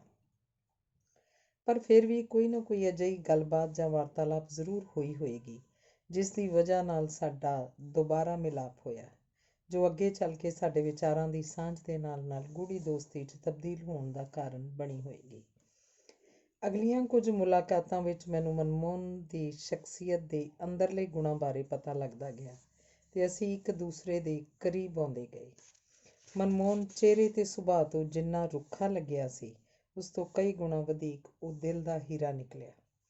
ਸਗੋਂ ਆਪਣੀ ਬਾਹਰੀ ਦਿੱਖ ਦੇ ਐਨ ਉਲਟ ਉਹ ਮਿਲਣਸਾਰ, ਦੂਸਰੇ ਦੇ ਕੰਮ ਆਉਣ ਵਾਲਾ ਤੇ ਸਾਫ਼ ਦਿਲ ਇਨਸਾਨ ਸਾਬਤ ਹੋਇਆ। ਮੇਰੇ ਆਪਣੇ ਤਜਰਬੇ 'ਚ ਇਹ ਗੱਲ ਮੈਂ ਬੜੀ ਸ਼ਿੱਦਤ ਨਾਲ ਮਹਿਸੂਸ ਕੀਤੀ ਹੈ ਕਿ ਲੋੜ ਤੋਂ ਵੱਧ ਮਿੱਠ ਬੋਲੜੇ ਤੇ ਪਹਿਲੀ ਮੁਲਾਕਾਤ ਵਿੱਚ ਛਾ ਜਾਣ ਵਾਲੇ ਇਨਸਾਨ ਨੇੜਿਓਂ ਵੇਖਿਆਂ ਵਿਪਰੀਤ ਵਰਤਾਰੇ ਵਾਲੇ ਹੁੰਦੇ ਹਨ, ਬਹੁਤ ਵਾਰ ਦੋਗਲੇ ਜਿਹੇ, ਜਿਹਾ ਕਿ ਮਨਮੋਹਨ ਬਿਲਕੁਲ ਹੀ ਨਹੀਂ ਸੀ। ਮਨਮੋਹਨ ਨੂੰ ਥੋੜ੍ਹੀ ਕੀਤਿਆਂ ਦੂਸਰਾ ਕੋਈ ਵੀ ਬਹੁਤਾ ਚੰਗਾ ਨਹੀਂ ਲੱਗਦਾ ਤੇ ਨਾ ਹੀ ਪ੍ਰਭਾਵਿਤ ਕਰ ਸਕਦਾ ਹੈ। ਸਗੋਂ ਦੂਸਰੇ ਬਾਰੇ ਘੋਖਣ ਦੀ ਤੇ ਉਸ ਬਾਰੇ ਕੁਝ ਨਾ ਕੁਝ ਨਕਾਰਾਤਮਕ ਲੱਭ ਲੈਣ ਦੀ ਆਦਤ ਜਿਹੀ ਰੁਚੀ ਦਾ ਵੀ ਸ਼ਿਕਾਰ ਹੈ। ਅਸਲ 'ਚ ਵਿਵਹਾਰ ਕੌੜੀਆਂ ਸੱਚਾਈਆਂ ਨਾਲ ਸਨਮੁਖ ਹੋਏ ਬਿਨਾਂ ਬਣ ਹੀ ਨਹੀਂ ਸਕਦਾ। ਅਸਲ 'ਚ ਦੁਨੀਆ 'ਚ ਵਸਦੇ ਦੁਨੀਆਦਾਰਾਂ ਦਾ ਕਿਰਦਾਰ ਸੱਚਮੁੱਚ ਹੀ ਅਜਿਹਾ ਹੈ ਕਿ ਥੋੜ੍ਹੀ ਜਿਹੀ ਵੀ ਵੱਖਰੀ, ਸਾਰਥਕ ਤੇ ਸਪਸ਼ਟ ਸੋਚ ਵਾਲੇ ਵਿਅਕਤੀ ਲਈ ਇਹ ਵਰਤਾਰਾ ਅਸਹਿ ਹੋ ਜਾਂਦਾ ਹੈ ਤੇ ਉਹ ਆਪਣੇ ਆਪ ਨੂੰ ਬਹੁਤ ਵੇਰ ਅਣਫਿੱਟ ਜਿਹਾ ਤੇ ਧਰਾਤਲ ਨਾਲੋਂ ਕੱਟਿਆ ਹੋਇਆ ਮਹਿਸੂਸ ਕਰਨ ਲੱਗਦਾ ਹੈ। ਅਜਿਹਾ ਹੀ ਮੈਂ ਮਨਮੋਹਨ ਬਾਰੇ ਆਪਣੀ ਸਮਝ ਬਣਾ ਸਕਿਆ ਹਾਂ। ਹਰ ਕੋਈ ਅਜਿਹੇ ਵਿਅਕਤੀ ਦੀ ਪਿੱਠ ਪਿੱਛੇ ਬੁਰਾਈ ਕਰਦਾ ਹੈ, ਪਰ ਉਸਨੂੰ ਆਪਣੇ ਹਿੱਤ ਵਿੱਚ ਵਰਤਣ ਲਈ ਉਤਾਵਲਾ ਵੀ ਰਹਿੰਦਾ ਹੈ। ਦੁਨਿਆਵੀ ਰਿਸ਼ਤੇਦਾਰੀਆਂ, ਸਾਕ ਸੰਬੰਧੀ ਤੇ ਕਦੀ ਕਦਾਈ ਦੋਸਤ ਮਿੱਤਰ ਵੀ ਅਜਿਹੇ ਵਿਅਕਤੀਆਂ ਨੂੰ ਨਿੰਦਦੇ ਵੀ ਹਨ ਤੇ ਆਪਣੇ ਹਿੱਤ ਲਈ ਵਰਤਦੇ ਵੀ ਹਨ। ਫਿਰ ਅਜਿਹੇ ਹਾਲਾਤ ਵਿੱਚ ਰਿਸ਼ਤਿਆਂ ਦੇ ਮੋਹ ਭੰਗ ਹੋਣਾ ਹੀ ਹੋਇਆ। ਮਨਮੋਹਨ ਦੇ ਸ਼ਖਸੀ ਗੁਣਾਂ ਦੀ ਪਛਾਣ ਵਾਲਿਆਂ ਦੀ ਵੀ ਘਾਟ ਨਹੀਂ। ਭਾਵੇਂ ਪੱਤਰਕਾਰੀ ਦਾ ਖੇਤਰ ਹੋਵੇ, ਭਾਵੇਂ ਯੂਨੀਵਰਸਿਟੀ ਵਿੱਚ ਨੌਕਰੀ ਦੌਰਾਨ ਸਹਿਯੋਗੀ ਤੇ ਕੁਲੀਗ ਹੋਣ, ਜਾਂ ਫਿਰ ਯੂਨੀਵਰਸਿਟੀ ਦੇ ਸਾਬਕਾ ਉਪ ਕੁਲਪਤੀ SP ਸਿੰਘ ਵਰਗੀ ਸ਼ਖਸੀਅਤ ਹੋਵੇ, ਸਾਰੇ ਉਹਦੀ ਨੇਕਦਿਲੀ, ਸਾਫ਼ਗੋਈ ਤੇ ਸੱਚਾਈ ਦੀ ਕਦਰ ਕਰਦੇ ਮੈਂ ਆਪਣੀ ਅੱਖੀਂ ਵੇਖੇ ਹਨ। ਯੂਨੀਵਰਸਿਟੀ ਵਿੱਚ ਆਪਣੀ ਡਿਊਟੀ ਨਿਭਾਉਂਦੇ ਹੋਏ ਮੈਂ ਮਨਮੋਹਨ ਸਿੰਘ ਦੀ ਕਾਰਜਸ਼ੈਲੀ ਨੂੰ ਵੇਖਿਆ। ਉਹ ਆਪਣੇ ਅਧਿਕਾਰ ਖੇਤਰ ਤੋਂ ਬਾਹਰ ਜਾ ਕੇ ਵੀ ਲੋੜਵੰਦ ਲਈ ਕੁਝ ਕਰ ਸਕਣ ਲਈ ਹਮੇਸ਼ਾ ਤਤਪਰ ਰਹਿੰਦਾ ਰਿਹਾ। ਯੂਨੀਵਰਸਿਟੀ ਦੀ ਪ੍ਰੈਸ ਵਿੱਚ ਪ੍ਰੂਫ ਰੀਡਰ ਦੀ ਨੌਕਰੀ ਤੋਂ ਲੈ ਕੇ ਇਨਫੋਰਮੇਸ਼ਨ ਅਫਸਰ ਦੇ ਅਹੁਦੇ ਤੱਕ ਸਫ਼ਰ ਤੈਅ ਕਰਦਿਆਂ ਮੈਂ ਉਹਨੂੰ ਹਮੇਸ਼ਾ ਦੂਸਰਿਆਂ ਲਈ ਨੱਠ ਭੱਜ ਕਰਦੇ ਪਾਇਆ ਹੈ। ਉਸਦੀ ਸ਼ਖਸੀਅਤ ਦਾ ਇਹ ਗੁਣ ਹੀ ਉਹਨੂੰ ਦੂਸਰਿਆਂ ਤੋਂ ਵੱਖਰਾ ਤੇ ਕੁਝ ਖਾਸ ਹੋਣ ਦਾ ਮਾਣ ਦਿੰਦਾ ਹੈ। ਯੂਨੀਵਰਸਿਟੀ ਦੇ ਮੁਖੀ ਉਪ ਕੁਲਪਤੀ ਤੱਕ ਉਸਦੀ ਆਸਾਨ ਪਹੁੰਚ ਤੇ ਮਿੱਤਰਤਾ ਵਰਗੇ ਰਿਸ਼ਤੇ ਦਾ ਕਦੀ ਉਸਨੇ ਨਾਜਾਇਜ਼ ਫਾਇਦਾ ਨਹੀਂ ਉਠਾਇਆ ਤੇ ਨਾ ਹੀ ਕਦੇ ਆਪਣੇ ਸਹਿਯੋਗੀਆਂ 'ਚ ਇਹਦੀ ਧੌਂਸ ਹੀ ਜਮਾਈ ਹੈ। ਹਾਂ, ਜੇਕਰ ਕਦੀ ਕਿਸੇ ਨਾਲ ਬੇਇਨਸਾਫੀ ਹੁੰਦੀ ਵੇਖੀ ਹੋਵੇ ਤਾਂ ਸੱਚ ਤੇ ਪਹਿਰਾ ਦੇਣ ਖਾਤਰ ਜ਼ਰੂਰ ਇਸ ਰਿਸ਼ਤੇ ਨੂੰ ਵਰਤਿਆ ਹੋਏਗਾ। ਅਜਿਹੀ ਸੱਚਾਈ ਨੂੰ ਮਾਨਤਾ ਦਿੰਦਿਆਂ ਬਹੁਤ ਸਾਰੀਆਂ ਮਾਣਯੋਗ ਹਸਤੀਆਂ ਵਿੱਚ ਉਸਦਾ ਵਕਾਰ ਤੇ ਸਤਿਕਾਰ ਬਣਿਆ ਰਿਹਾ ਹੈ।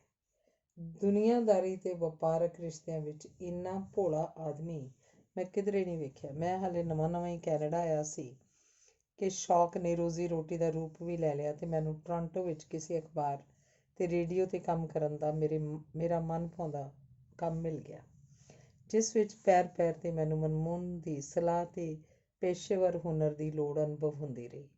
ਲੰਮਾ ਸਮਾਂ ਮੈਨੂੰ ਪੰਜਾਬ ਤੋਂ ਹਰ ਰੋਜ਼ ਬਿਨਾਂ ਕਿਸੇ ਅਫਜ਼ਾਨੇ ਦੇ ਜਾਂ ਫਿਰ ਨਾਮ ਮਾਤਰ ਸੇਵਾ ਸ਼ੁਲਕ ਦੇ ਖਬਰਾਂ ਇਕੱਠੀਆਂ ਕਰਨ ਤੇ ਪੜ੍ਹਨ ਦੀ ਸੇਵਾ ਦਿੱਤੀ।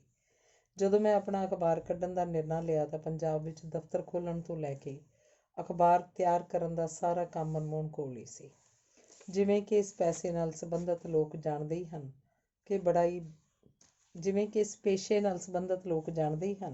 ਕਿ ਬੜਾ ਹੀ ਬਿਖੜਾ ਪੈਂਦਾ ਹੈ ਤੇ ਇਸ਼ਤਿਹਾਰ ਹੀ ਇਸ ਕੰਮ ਨੂੰ ਚੱਲਦਾ ਰੱਖਦੇ ਹਨ। ਨਵਾਂ ਕੰਮ ਹੋਣ ਕਰਕੇ ਤੇ ਗੈਰ ਤਜਰਬੇਕਾਰੀ ਦੇ ਚਲਦਿਆਂ ਇਸ਼ਤਿਹਾਰਾਂ ਦੀ ਗਿਣਤੀ ਇੰਨੀ ਘੱਟ ਸੀ ਕਿ ਅਖਬਾਰ ਚਲਾਉਣਾ ਮੁਸ਼ਕਿਲ ਲੱਗ ਰਿਹਾ ਸੀ ਤੇ ਸੱਚਾਈ ਇਹ ਹੈ ਕਿ ਅਖਬਾਰ ਬੜਾ ਹੀ ਔਖਾ ਚੱਲ ਰਿਹਾ ਸੀ। ਕੋਲ ਜਮ੍ਹਾਂ ਪੂੰਜੀ ਸਹਿਜੇ ਖੁਰਦੀ ਜਾ ਰਹੀ ਸੀ ਤੇ ਭਵਿੱਖ ਡਾਵਾਂਡੋਲ ਨਜ਼ਰ ਆ ਰਿਹਾ ਸੀ। ਅਜਿਹੇ ਹਾਲਾਤ ਦੇ ਚਲਦਿਆਂ ਇੱਕ ਹਫ਼ਤੇ ਦਾ ਅਖਬਾਰ ਜਦੋਂ ਤਿਆਰ ਹੋ ਕੇ ਪਹੁੰਚਿਆ ਤਾਂ ਮੈਂ ਵੇਖਿਆ ਕਿ ਜਿਹੜੀ ਗਿਣਤੀ ਦੇ ਇਸ਼ਤਿਹਾਰ ਸਾਡੇ ਪਾਸ ਮੌਜੂਦ ਸਨ ਉਹ ਵੀ ਪੂਰੇ ਨਹੀਂ ਛਪੇ ਸਨ। ਮੈਂ ਮਨਮੋਹਨ ਪਾਸੋਂ ਕਾਰਨ ਪੁੱਛਿਆ ਤਾਂ ਜਵਾਬ ਮਿਲਿਆ, ਭਾਜੀ ਗੋਲੀ ਮਾਰੋ ਇਸ਼ਤਿਹਾਰਾਂ ਨੂੰ। ਮੈਟਰ ਹੀ ਇੰਨਾ ਵਧੀਆ ਆ ਗਿਆ ਸੀ ਕਿ ਇਸ਼ਤਿਹਾਰਾਂ ਲਈ ਜਗ੍ਹਾ ਹੀ ਨਹੀਂ ਬਚੀ। ਅਜਿਹੇ ਹਾਲਾਤ ਵਿੱਚ ਅਖਬਾਰ ਜਾਰੀ ਰਹਿੰਦਾ ਸੰਭਵ ਹੀ ਨਹੀਂ ਸੀ, ਪਰ ਮਨਮੋਹਨ ਦੀ ਜਿੰਦਾ ਦਿਲੀ ਤੇ ਅਖਬਾਰ ਵਿੱਚ ਛਪਣ ਵਾਲੇ ਮੈਟਰ ਦੀ ਚੋਣ ਤੇ ਤਰਤੀਬ ਦਾ ਮੈਂ ਹਮੇਸ਼ਾ ਲਈ ਕਾਇਲ ਹੋ ਗਿਆ ਸੀ। ਪੱਤਰਕਾਰੀ ਦੇ ਖੇਤਰ ਵਿੱਚ ਵਿਚਰਦਿਆਂ ਮੈਨੂੰ ਹਮੇਸ਼ਾ ਨਿਰਪੱਖ, ਸੰਜੀਦਾ ਤੇ ਸਯੋਗ ਪੱਤਰਕਾਰ ਵਜੋਂ ਵੇਖਿਆ। ਪੰਜਾਬ ਵਿੱਚ ਅੱਜ ਪੱਤਰਕਾਰੀ ਦਾ ਮਿਆਰ ਆਪਣੇ ਸੁਆਰਥ ਲਈ ਖਬਰਾਂ ਦੀ ਭੰਨ-ਤੋੜ ਕਰਨ ਤੋਂ ਲੈ ਕੇ ਵਿਕਾਊ ਮਾਲ ਬਣਨ ਤੱਕ ਪਹੁੰਚ ਚੁੱਕਿਆ ਹੈ। ਪੰਜਾਬੀ ਟ੍ਰਿਬਿਊਨ ਲਈ ਕੰਮ ਕਰਦਿਆਂ ਉਸਨੇ ਤੰਦਰੁਸਤ ਅਤੇ ਮਿਆਰੀ ਪੱਤਰਕਾਰੀ ਦਾ ਲੜ ਹਮੇਸ਼ਾ ਘੁੱਟ ਕੇ ਫੜ ਕੇ ਰੱਖਿਆ। ਮੈਨੂੰ ਨਹੀਂ ਲੱਗਦਾ ਕਿ ਉਹਦਾ ਕੋਈ ਕੱਟੜ ਵਿਰੋਧੀ ਵੀ ਪੇਸ਼ੇ ਵਿੱਚ ਉਹਦੀ ਬੇਈਮਾਨ ਪਹੁੰਚ ਦੀ ਕੋਈ ਇੱਕ ਮਿਸਾਲ ਵੀ ਦੇ ਸਕੇ। ਉਸਨੂੰ ਪੱਤਰਕਾਰੀ ਦੇ ਪੇਸ਼ੇ 'ਚ ਘੁੱਸੀਆਂ ਬੁਰਾਈਆਂ ਨਾਲ ਸਖਤ ਨਫ਼ਰਤ ਹੈ। ਉਸਦੀਆਂ ਖਰੀਆਂ ਸੱਚੀਆਂ ਗੱਲਾਂ ਨੇ ਜ਼ਰੂਰ ਉਹਦੇ ਰਾਹ ਰੋਕੇ ਹੋਣਗੇ ਤੇ ਕਈ ਬੇਅਸੂਲੇ ਲੋਕਾਂ ਨਾਲ ਜੋ ਪੱਤਰਕਾਰੀ ਦੀ ਆੜ 'ਚ ਬਲੈਕਮੇਲਿੰਗ ਦੇ ਤੇ ਹੇਠਲੀ ਪੱਧਰ ਦੀ ਸਿਆਸਤ ਵਿੱਚ ਗਲਤਾਨ ਹੋਏ ਪਏ ਹਨ ਨਾਲ ਵਿਰੋਧ ਜ਼ਰੂਰ ਪਾਲਿਆ ਹੋਏਗਾ, ਪਰ ਉਹ ਅਡੋਲ ਹੋ ਕੇ ਮਿਆਰੀ ਪੱਤਰਕਾਰੀ ਕਰਨ ਨੂੰ ਤਰਜੀਹ ਦਿੰਦਾ ਰਿਹਾ। ਇੱਥੇ ਮੈਨੂੰ ਮਨਮੋਹਨ ਦੀ ਸ਼ਖਸੀਅਤ ਦਾ ਇੱਕ ਹੋਰ ਪੱਖ ਯਾਦ ਆ ਰਿਹਾ ਹੈ, ਜਿੱਥੇ ਉਹ ਗਲਤ ਵਰਤਾਰੇ ਨੂੰ ਬਰਦਾਸ਼ਤ ਨਾ ਕਰਦਾ ਹੋਇਆ ਬਹੁਤ ਵੇਰ ਆਪਣੇ ਠੋਸ ਸਟੈਂਡ ਦੀ ਵਜ੍ਹਾ ਕਰਕੇ ਨਿੱਜੀ ਵਕਾਰ ਦਾ ਸਵਾਲ ਵੀ ਬਣਾ ਲੈਂਦਾ ਹੈ ਤੇ ਗਲਤ ਵਿਅਕਤੀ ਨਾਲ ਦੁਸ਼ਮਣੀ ਸਹੇੜਨ ਤੋਂ ਵੀ ਨਹੀਂ ਡਰਦਾ। ਸਾਲ 1999 ਦੀ ਗੱਲ ਯਾਦ ਹੈ ਕਿ ਮੈਂ ਸੰਸਾਰ ਬੈਂਕ ਦੇ ਇੱਕ ਵੱਡੇ ਪ੍ਰੋਜੈਕਟ ਵਿੱਚ ਸਬ ਡਿਵੀਜ਼ਨ ਇੰਜੀਨੀਅਰ ਵਜੋਂ ਕਾਰਜਸ਼ੀਲ ਸੀ, ਜਿੱਥੇ ਅਸੀਂ ਪੰਜਾਬ ਹੈਲਥ ਸਿਸਟਮ ਕਾਰਪੋਰੇਸ਼ਨ ਵੱਲੋਂ ਅੰਮ੍ਰਿਤਸਰ ਵਿਖੇ 5 ਪਿਆਰਿਆਂ ਦੀ ਯਾਦ ਵਿੱਚ ਬਣ ਰਹੇ 5 ਹਸਪਤਾਲਾਂ ਦੀ ਉਸਾਰੀ ਕਰ ਰਹੇ ਸਾਂ। ਮੇਰੇ ਬੌਸ ਤੇ ਨਿਗਰਾਨ ਇੰਜੀਨੀਅਰ ਨੇ ਇੱਕ ਦਿਨ ਮੇਰੇ ਨਾਲ ਇੱਕ ਗੱਲ ਸਾਂਝੀ ਕੀਤੀ ਕਿ ਕੋਈ ਪੱਤਰਕਾਰ ਕੁਝ ਦਿਨਾਂ ਤੋਂ ਉਹਨਾਂ ਨੂੰ ਬਲੈਕਮੇਲ ਕਰਨ ਦੀ ਕੋਸ਼ਿਸ਼ ਕਰ ਰਿਹਾ, ਕਿਉਂਕਿ ਉਹ ਜਾਣਦੇ ਸਨ ਕਿ ਮੇਰੇ ਲਿਖਣ ਪੜ੍ਹਨ ਦੇ ਸ਼ੌਕ ਕਰਕੇ ਪੱਤਰਕਾਰ ਦੋਸਤਾਂ ਨਾਲ ਚੰਗਾ ਮਿਲਾਪ ਹੈ। ਦਰਅਸਲ ਇੱਕ ਸਥਾਨਕ ਪੱਤਰਕਾਰ ਜੋ ਹਿੰਦ ਸਮਾਚਾਰ ਪੱਤਰ ਸਮੂਹ ਲਈ ਪਾਰਟ ਟਾਈਮ ਪੱਤਰਕਾਰ ਵਜੋਂ ਕੰਮ ਕਰਦਾ ਸੀ ਤੇ ਪੇਸ਼ੇ ਵਜੋਂ ਹੋਮਿਓਪੈਥਿਕ ਡਾਕਟਰ ਵੀ ਸੀ, ਆਮ ਚਲਦੀ ਰਵਾਇਤ ਅਨੁਸਾਰ ਜਾਂ ਕਹਿ ਲਓ ਕਿ ਬਲੈਕਮੇਲ ਕਰਨ ਦੇ ਅੰਦਾਜ਼ ਵਿੱਚ ਮੂਵੀ ਕੈਮਰਾ ਲੈ ਕੇ, ਜਿਸ ਉੱਪਰ ਉਹਨੇ ਕਿਸੇ ਟੀਵੀ ਚੈਨਲ ਦਾ ਸਟਿੱਕਰ ਵੀ ਚਿਪਕਾਇਆ ਹੋਇਆ ਸੀ, ਕਿਸੇ ਬਣ ਰਹੀ ਹਸਪਤਾਲ ਦੀ ਇਮਾਰਤ ਵਿੱਚ ਪਹੁੰਚਿਆ ਤੇ ਮਜ਼ਦੂਰਾਂ ਤੇ ਹੋਰ ਕਾਮਿਆਂ ਪਾਸੋਂ ਉਸਾਰੀ ਬਾਰੇ ਤੇ ਕੰਮ ਦੀ ਕੁਆਲਿਟੀ ਦੇ ਪੈਮਾਨੇ ਬਾਰੇ ਪੁੱਛ-ਗਿੱਛ ਕਰਨ ਲੱਗਾ। ਸਪਸ਼ਟ ਹੀ ਸੀ ਕਿ ਕੋਈ ਮਜ਼ਦੂਰੀ ਕਰ ਰਿਹਾ ਕਾਮਾ ਕਿੰਨਾ ਕੁ ਜਾਣਕਾਰੀ ਰੱਖਦਾ ਹੋਵੇਗਾ। ਉਸਨੇ ਮਨਚਾਹੇ ਢੰਗ ਨਾਲ ਊਟ-ਪਟਾਂਗ ਸਵਾਲ ਜਵਾਬ ਰਿਕਾਰਡ ਕਰਕੇ ਤੇ ਇਸ ਨੂੰ ਆਧਾਰ ਬਣਾ ਕੇ ਮਹਿਕਮੇ ਦੀ ਬਲੈਕਮੇਲਿੰਗ ਆਰੰਭ ਕਰ ਦਿੱਤੀ। ਜਿਵੇਂ ਕਿ ਅਕਸਰ ਹੁੰਦਾ ਹੈ, ਅਫਸਰ ਆਪਣੀਆਂ ਕਮਜ਼ੋਰੀਆਂ ਦੇ ਚੱਲਦੇ ਤੇ ਆਪਣੀ ਇੱਜ਼ਤ ਪੱਤ ਬਚਾਈ ਰੱਖਣ ਖਾਤਰ ਅਜਿਹੇ ਵਿਅਕਤੀ ਦੇ ਮੂੰਹ ਨਹੀਂ ਲੱਗਿਆ ਕਰਦੇ ਤੇ ਨਿੱਕੀ ਮੋਟੀ ਵਗਾਰ ਪੂਰੀ ਕਰਨ ਨੂੰ ਆਪਣੀ ਪਹਿਲੀ ਤਰਜੀਹ ਬਣਾਉਂਦੇ ਹਨ।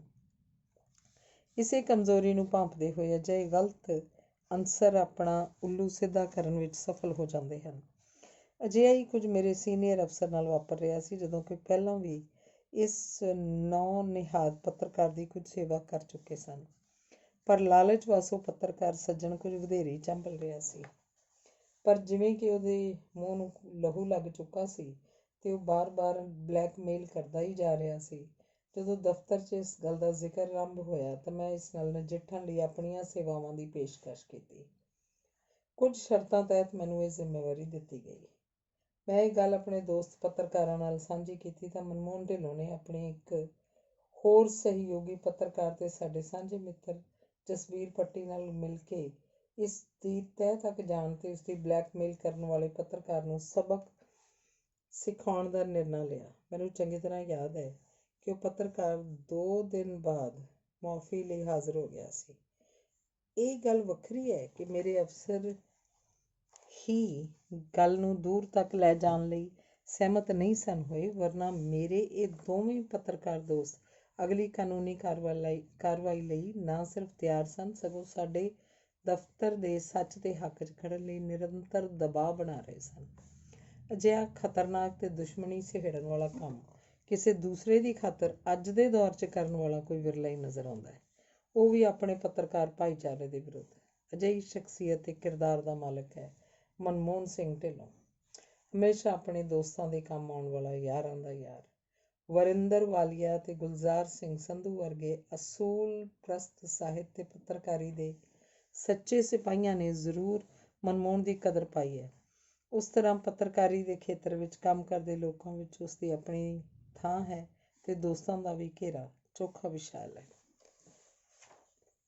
ਨਿੱਜੀ ਜ਼ਿੰਦਗੀ ਵਿੱਚ ਉਸ ਵਰਗਾ ਅਤਿਅੰਤ ਸਾਦਾ, ਅਣਭੋਲ ਤੇ ਫਲ-ਫਰੇਬ ਰਹਿਤ ਇਨਸਾਨ ਅੱਜ ਦੇ ਸਮੇਂ 'ਚ ਲੱਭ ਸਕਣਾ ਬੜਾ ਔਖਾ ਹੈ। ਅੱਜ ਕੱਲ੍ਹ ਤਾਂ ਪੱਤਰਕਾਰੀ ਦਾ ਜਾਅਲੀ ਜਿਹਾ ਕਾਰਡ ਜੇਬ 'ਚ ਪਾ ਕੇ ਕਿਸੇ ਅਣਜਾਣੀ ਅਖਬਾਰ ਜਾਂ ਰਸਾਲੇ ਦੇ ਪੱਤਰਕਾਰਾਂ ਦੀਆਂ ਪੌਂ-ਬਾਰਾਂ ਹੁੰਦੀਆਂ ਹਨ, ਪਰ ਮਨਮੋਹਨ ਵਰਗੇ ਸੀਨੀਅਰ ਸਥਾਪਤ ਪੱਤਰਕਾਰ ਨੇ ਇਹ ਕਲਾਬਾਜ਼ੀਆਂ ਸਿੱਖੀਆਂ ਹੀ ਨਹੀਂ। ਨਿਸ਼ਠਾ ਤੇ ਇਮਾਨਦਾਰੀ ਉਸ ਵਿੱਚ ਕੁੱਟ-ਕੁੱਟ ਕੇ ਭਰੀ ਪਈ ਸੀ। ਨਿੱਜੀ ਜ਼ਿੰਦਗੀ ਵਿੱਚ ਪਰਿਵਾਰਿਕ ਤੌਰ 'ਤੇ ਖੁਸ਼ਹਾਲ ਤੇ ਸੰਤੁਸ਼ਟ ਢਿੱਲੋਂ ਦੇ ਦੋ ਬੱਚਿਆਂ ਦਾ ਬਾਪ ਹੈ ਤੇ ਦੋਵੇਂ ਬੱਚੇ ਚੰਗੀ ਸਿੱਖਿਆ ਤੇ ਖੁਸ਼ਹਾਲ ਜ਼ਿੰਦਗੀ ਦੇ ਸੁਪਨੇ ਪਰੋਈ ਆਸਟ੍ਰੇਲੀਆ ਵਸਦੇ ਰਸਤੇ ਹਨ। ਖੁਦ ਮੀਆਂ ਬੀਵੀ ਪਿਛਲੇ 37 ਸਾਲ ਤੋਂ ਰੁਜ਼ਗਾਰ ਤੇ ਨੌਕਰੀ ਦੇ ਚੱਲਦਿਆਂ ਅੰਮ੍ਰਿਤਸਰ ਨੂੰ ਆਪਣਾ ਸ਼ਹਿਰ ਵਜੋਂ ਪ੍ਰਵਾਨ ਕਰ ਚੁੱਕੇ ਹਨ। ਪੁਆਧ ਦੇ ਪਿੰਡ ਸੁੰਡਰਾਂ ਵਿੱਚ ਜੰਮਿਆ ਪਲਿਆ ਪੁਆਧੀ ਮੁੜ ਆਪਣੇ ਵਿਰਸੇ ਨਾਲ ਜੁੜ ਕੇ ਅਸਲੀ ਅੰਮ੍ਰਿਤਸਰੀਆ ਬਣ ਚੁੱਕਾ, ਕਿਉਂਕਿ ਢਿੱਲੋਂ ਗੋਤ ਦਾ ਪਿਛੋਕੜ ਤਾਂ ਮਾਝੇ ਦੇ ਧੁਰੇ ਝਬਾਲ ਇਲਾਕੇ ਨਾਲ ਹੀ ਜੁੜਦਾ ਹੈ। ਧੰਨਵਾਦ। ਅਗਲਾ ਲੇਖ ਹੈ ਦਰਵੇਸ਼ ਰੂਹ ਹਰਭਜਨ ਸਿੰਘ ਗਿੱਲ। ਆਪਣੀ ਜਨਮ ਭੋਏ ਨਾਲ ਲਗਾਓ ਤੇ ਪਿਆਰ ਧਰਤੀ ਤੇ ਵਸਦੇ ਹਰੇਕ ਪ੍ਰਾਣੀ ਦਾ ਹੁੰਦਾ ਹੈ, ਪਰ ਕੁਝ ਕੁ ਵਿਰਲੇ ਮਾਨਸ ਅਜਿਹੇ ਵੀ ਹੁੰਦੇ ਹਨ ਜਿਨ੍ਹਾਂ ਦਾ ਸਨੇਹ ਆਪਣੇ ਲੋਕਾਂ ਨਾਲ ਜਨੂੰਨ ਦੀ ਹੱਦ ਤੱਕ ਹੁੰਦਾ ਹੈ। ਅੱਜ ਦੇ ਯੁੱਗ ਵਿੱਚ ਇਹ ਆਮ ਤੌਰ 'ਤੇ ਵੇਖਣ 'ਚ ਆਉਂਦਾ ਹੈ ਕਿ ਆਦਮੀ ਜਦੋਂ ਤਰੱਕੀ ਦੀਆਂ ਮੰਜ਼ਿਲਾਂ ਸਰ ਕਰਦਾ ਹੋਇਆ ਬਹੁਤ ਅੱਗੇ ਨਿਕਲ ਜਾਂਦਾ ਹੈ ਤਾਂ ਉਸ ਨੂੰ ਆਪਣੇ ਪਿਛੋਕੜ ਤੇ ਆਪਣੇ ਅਤੀਤ ਵਿੱਚ ਵਸੇ ਚੌਗਿਰਦੇ ਤੋਂ ਬੋ ਆਉਣੀ ਸ਼ੁਰੂ ਹੋ ਜਾਂਦੀ ਹੈ। ਬਹੁਤ ਸਾਰੇ ਤਾਂ ਆਪਣੇ ਪਿੰਡ ਵੀ ਓਪਰੇ ਨੂੰ ਨਹੀਂ ਦੱਸਦੇ, ਮਤੇ ਕੋਈ ਜਾਣ ਪਛਾਣ ਕੱਢ ਕੇ ਮੇਰੇ ਅਤੀਤ ਤੇ ਮੇਰੇ ਪਰਿਵਾਰਕ ਪਿਛੋਕੜ ਦੀ ਥਾਂ ਹੀ ਨਾ ਪਾ ਲਵੇ, ਕਿਉਂਕਿ ਸਮਾਜ ਵਿੱਚ ਮਿਲੇ ਰੁਤਬੇ ਨੂੰ ਬਣਾਈ ਰੱਖਣ ਲਈ ਆਪਣੇ ਆਪ ਨੂੰ ਰਾਇਲ ਪਰਿਵਾਰ ਦਾ ਹਿੱਸਾ ਦਰਸਾਉਣਾ ਪੈਂਦਾ ਹੈ, ਭਾਵੇਂ ਹੋਈਏ ਅਸੀਂ ਆਮ ਜਨ ਸਧਾਰਨ ਵਿੱਚੋਂ ਹੀ। ਜਾਤਾਂ ਤੇ ਗੋਤਾਂ ਦੀ ਚੋਰੀ ਇਹਦੀ ਇੱਕ ਮਿਸਾਲ ਹੈ। ਕੋਈ ਆਪਣੀ ਲਿਆਕਤ ਨਾਲ ਜ਼ਿੰਦਗੀ 'ਚ ਸਨਮਾਨ ਜੋਗੀ ਥਾਂ ਪਾ ਲੈਂਦਾ ਹੈ ਤਾਂ ਭਲਾ ਉਸਨੂੰ ਆਪਣੀ ਉੱਚੀ ਗੋਤ ਤੇ ਪਿਛੋਕੜ ਦੇ ਨਕਲੀ ਮਾਨ ਸਨਮਾਨ ਦੀ ਕੀ ਲੋੜ ਹੈ। ਇਹ ਇੱਕ ਵੱਖਰੀ ਬਹਿਸ ਦਾ ਵਿਸ਼ਾ ਹੈ। ਸਰਦਾਰ ਹਰਭਜਨ ਸਿੰਘ ਗਿੱਲ ਕਦੋਂ ਤੇ ਕਿਵੇਂ ਵਿਦੇਸ਼ ਗਏ, ਇਹ ਸਾਡੀ ਸੋਝੀ ਤੋਂ ਪਹਿਲਾਂ ਦੀਆਂ ਗੱਲਾਂ ਨੇ। ਅਸੀਂ ਉਹਨਾਂ ਦੇ ਬੀਜੀ ਸ੍ਰੀਮਤੀ ਕਰਤਾਰ ਕੌਰ ਜੀ ਨੂੰ ਜ਼ਰੂਰ ਪਿੰਡ 'ਚ ਲੜਕੀਆਂ ਦੇ ਸਕੂਲ ਦੀ ਇੱਕ ਚੰਗੀ ਅਧਿਆਪਕਾ ਵਜੋਂ ਬਚਪਨ ਤੋਂ ਵੇਖਦੇ ਆਏ ਹਾਂ। ਉਹਨਾਂ ਦਾ ਬਾਕੀ ਪਰਿਵਾਰ ਵੀ ਸਮੇਂ ਅਨੁਸਾਰ ਆਮ ਪਿੰਡ ਵਾਸੀਆਂ ਨਾਲੋਂ ਵੱਧ ਪੜ੍ਹਿਆ ਲਿਖਿਆ ਪਰਿਵਾਰ ਸੀ। ਸਾਡਾ ਸਿੱਧਾ ਵਾਹ ਵਾਸਤਾ ਸਰਦਾਰ ਹਰਭਜਨ ਸਿੰਘ ਗਿੱਲ ਨਾਲ ਪਿੰਡ ਵਿੱਚ ਟਰੱਸਟ ਦੀ ਸਥਾਪਨਾ ਦੇ ਮੌਕੇ 'ਤੇ ਹੋਇਆ। ਬਾਬੇ ਹਾਸ਼ਮ ਸ਼ਾਹ ਦੀ ਯਾਦ ਨੂੰ ਸਮਰਪਿਤ ਇਹ ਟਰੱਸਟ ਵੀ ਸਰਦਾਰ ਹਰਭਜਨ ਸਿੰਘ ਦਾ ਹੀ ਫੁਰਨਾ ਸੀ। ਮੇਰੀ ਉਮਰ ਦੇ ਸਾਰੇ ਪਿੰਡ ਵਾਸੀਆਂ ਨੇ ਜੋ ਟਰੱਸਟ ਦੀ ਸਥਾਪਨਾ ਤੇ ਇਹਦੇ ਕੰਮਾਂ 'ਚ ਦਿਲਚਸਪੀ ਲੈਂਦੇ ਸਨ, ਉਸ ਸਮੇਂ ਹੀ ਉਹਨਾਂ ਦੇ ਪਿਛੋਕੜ ਬਾਰੇ ਤੇ ਭਵਿੱਖ ਦੇ ਸੁਪਨਿਆਂ ਬਾਰੇ ਥੋੜ੍ਹਾ ਬਹੁਤ ਜਾਣਿਆ ਸੀ। ਉਹਨਾਂ ਬਾਰੇ ਵਧੇਰੇ ਜਾਣਕਾਰੀ ਸਾਨੂੰ ਉਹਨਾਂ ਦੀਆਂ ਲਿਖਤਾਂ ਵਿੱਚੋਂ ਹੀ ਪ੍ਰਾਪਤ ਹੋਈ, ਕਿਉਂਕਿ ਸਰਦਾਰ ਹਰਭਜਨ ਸਿੰਘ ਗਿੱਲ ਦੀ ਪੰਜਾਬੀ ਸਾਹਿਤ 'ਚ ਵੀ ਗੂੜ੍ਹੀ ਦਿਲਚਸਪੀ ਹੈ ਤੇ ਉਹ ਆਪਣੀ ਜੀਵਨ ਕਹਾਣੀ ਬਿਆਨ ਕਰਦੇ ਹੋਏ ਲਿਖਦੇ ਹਨ ਕਿ ਮੈਂ ਧਰਮ, ਸਿਆਸੀ, ਸਮਾਜੀ ਤੇ ਕਈ ਹੋਰ ਵਿਸ਼ਿਆਂ 'ਤੇ ਕਿਤਾਬਾਂ ਪੜ੍ਹ ਕੇ ਢੇਰ ਲਾ ਦਿੱਤੇ। ਗੁਰਬਖਸ਼ ਸਿੰਘ ਦੀਆਂ ਵੀ ਹੋਰ ਕਿਤਾਬਾਂ 'ਤੇ ਪ੍ਰੀਤਲੜੀ ਪੜ੍ਹਦਾ ਰਿਹਾ। ਧਰਮ ਦੇ ਅਡੰਬਰ ਤੇ ਦੰਭੀ ਵਤੀਰਿਆਂ ਤੇ ਕਿਰਿਆਵਾਂ ਵੱਲੋਂ ਮੇਰਾ ਮਨ ਬਹੁਤ ਖੱਟਾ ਹੋ ਗਿਆ। ਮੈਂ ਕਾਰਲ ਮਾਰਕਸ ਦੀ ਦਾਸ ਕੈਪੀਟਲ ਤੇ ਕਈ ਹੋਰ ਕਿਤਾਬਾਂ ਪੜ੍ਹ ਮਾਰੀਆਂ। ਹੋਰ ਕਈ ਧਾਰਾਵਾਂ ਜਿਵੇਂ ਸਮਾਜਵਾਦ, ਅਮਰੀਕੀ ਸਰਮਾਏਦਾਰੀ, ਗਾਂਧੀਵਾਦ ਆਦਿ ਕਈ ਵਿਚਾਰਾਂ ਬਾਰੇ ਕਿਤਾਬਾਂ ਪੜ੍ਹੀਆਂ ਤੇ ਮੇਰੀ ਹਮਦਰਦੀ ਤੇ ਦਿਲਚਸਪੀ ਸਮਾਜਵਾਦੀ ਵਿਚਾਰਾਂ ਵੱਲ ਵਧਣ ਲੱਗੀ। ਉਹਨਾਂ ਆਪਣੀ ਜੀਵਨ ਕਹਾਣੀ ਨੂੰ 3 ਜਿਲਦਾਂ 'ਚ ਕਲਮਬੱਧ ਵੀ ਕੀਤਾ। ਬਚਪਨ ਤੋਂ ਜਵਾਨੀ ਤੱਕ ਦੇ ਸਫ਼ਰ ਨੂੰ ਅਸੀਂ ਬੇਰ ਖਾਣ ਗਏ ਤੇ ਜਵਾਨ ਉਮਰ ਵਿੱਚ ਇੰਗਲੈਂਡ ਪਹੁੰਚ ਜਾਣ ਦੀਆਂ ਯਾਦਾਂ ਨੂੰ ਮੁੜ ਕੇ ਨਾ ਵੇਖ ਤੇ ਬਾਅਦ ਦੀ ਜੀਵਨ ਗਾਥਾ ਨੂੰ ਲੋਹੜੀ ਮਗਰੇਈ ਦੇ ਨਾਂ ਹੇਠ ਛਪਵਾਇਆ। ਇਸ ਸਾਲ 1952 ਦੇ ਭਲਿਆਂ ਸਮਿਆਂ ਦੇ ਵਿੱਚ BSc ਦੀ ਪੜ੍ਹਾਈ ਮੁਕੰਮਲ ਕਰਨ ਉਪਰੰਤ 2 ਸਾਲ ਤੱਕ ਗੁਰੂ ਕਾ ਬਾਗ ਤੇ ਫਿਰ ਤਰਨ ਤਾਰਨ ਦੇ ਸਕੂਲ 'ਚ ਅਧਿਆਪਕ ਲੱਗੇ ਰਹੇ।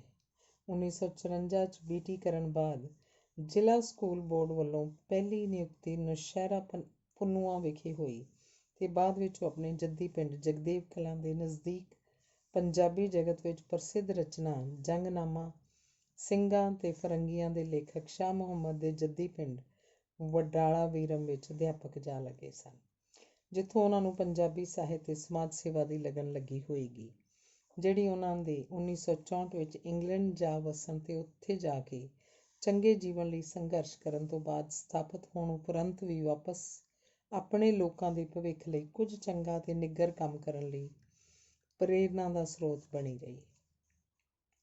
ਉਹਨਾਂ ਚੜ੍ਹਦੀ ਉਮਰੇ ਸਾਡੇ ਆਪਣੇ ਪਿੰਡ ਜਗਦੇਵ ਕਲਾਂ ਦੇ ਲੋਕਾਂ ਵੱਲੋਂ ਆਜ਼ਾਦੀ ਦੀ ਲੜਾਈ, ਗੁਰੂ ਕੇ ਬਾਗ ਦਾ ਮੋਰਚਾ ਤੇ ਹਰਸ਼ੇ ਛੀਨੇ ਦੇ ਮੋਘੇ ਮੋਰਚੇ ਦੇ ਸੰਘਰਸ਼ ਵਿੱਚ ਪਾਏ ਯੋਗਦਾਨ ਨੂੰ ਅੱਖੀਂ ਵੇਖਿਆ ਸੀ।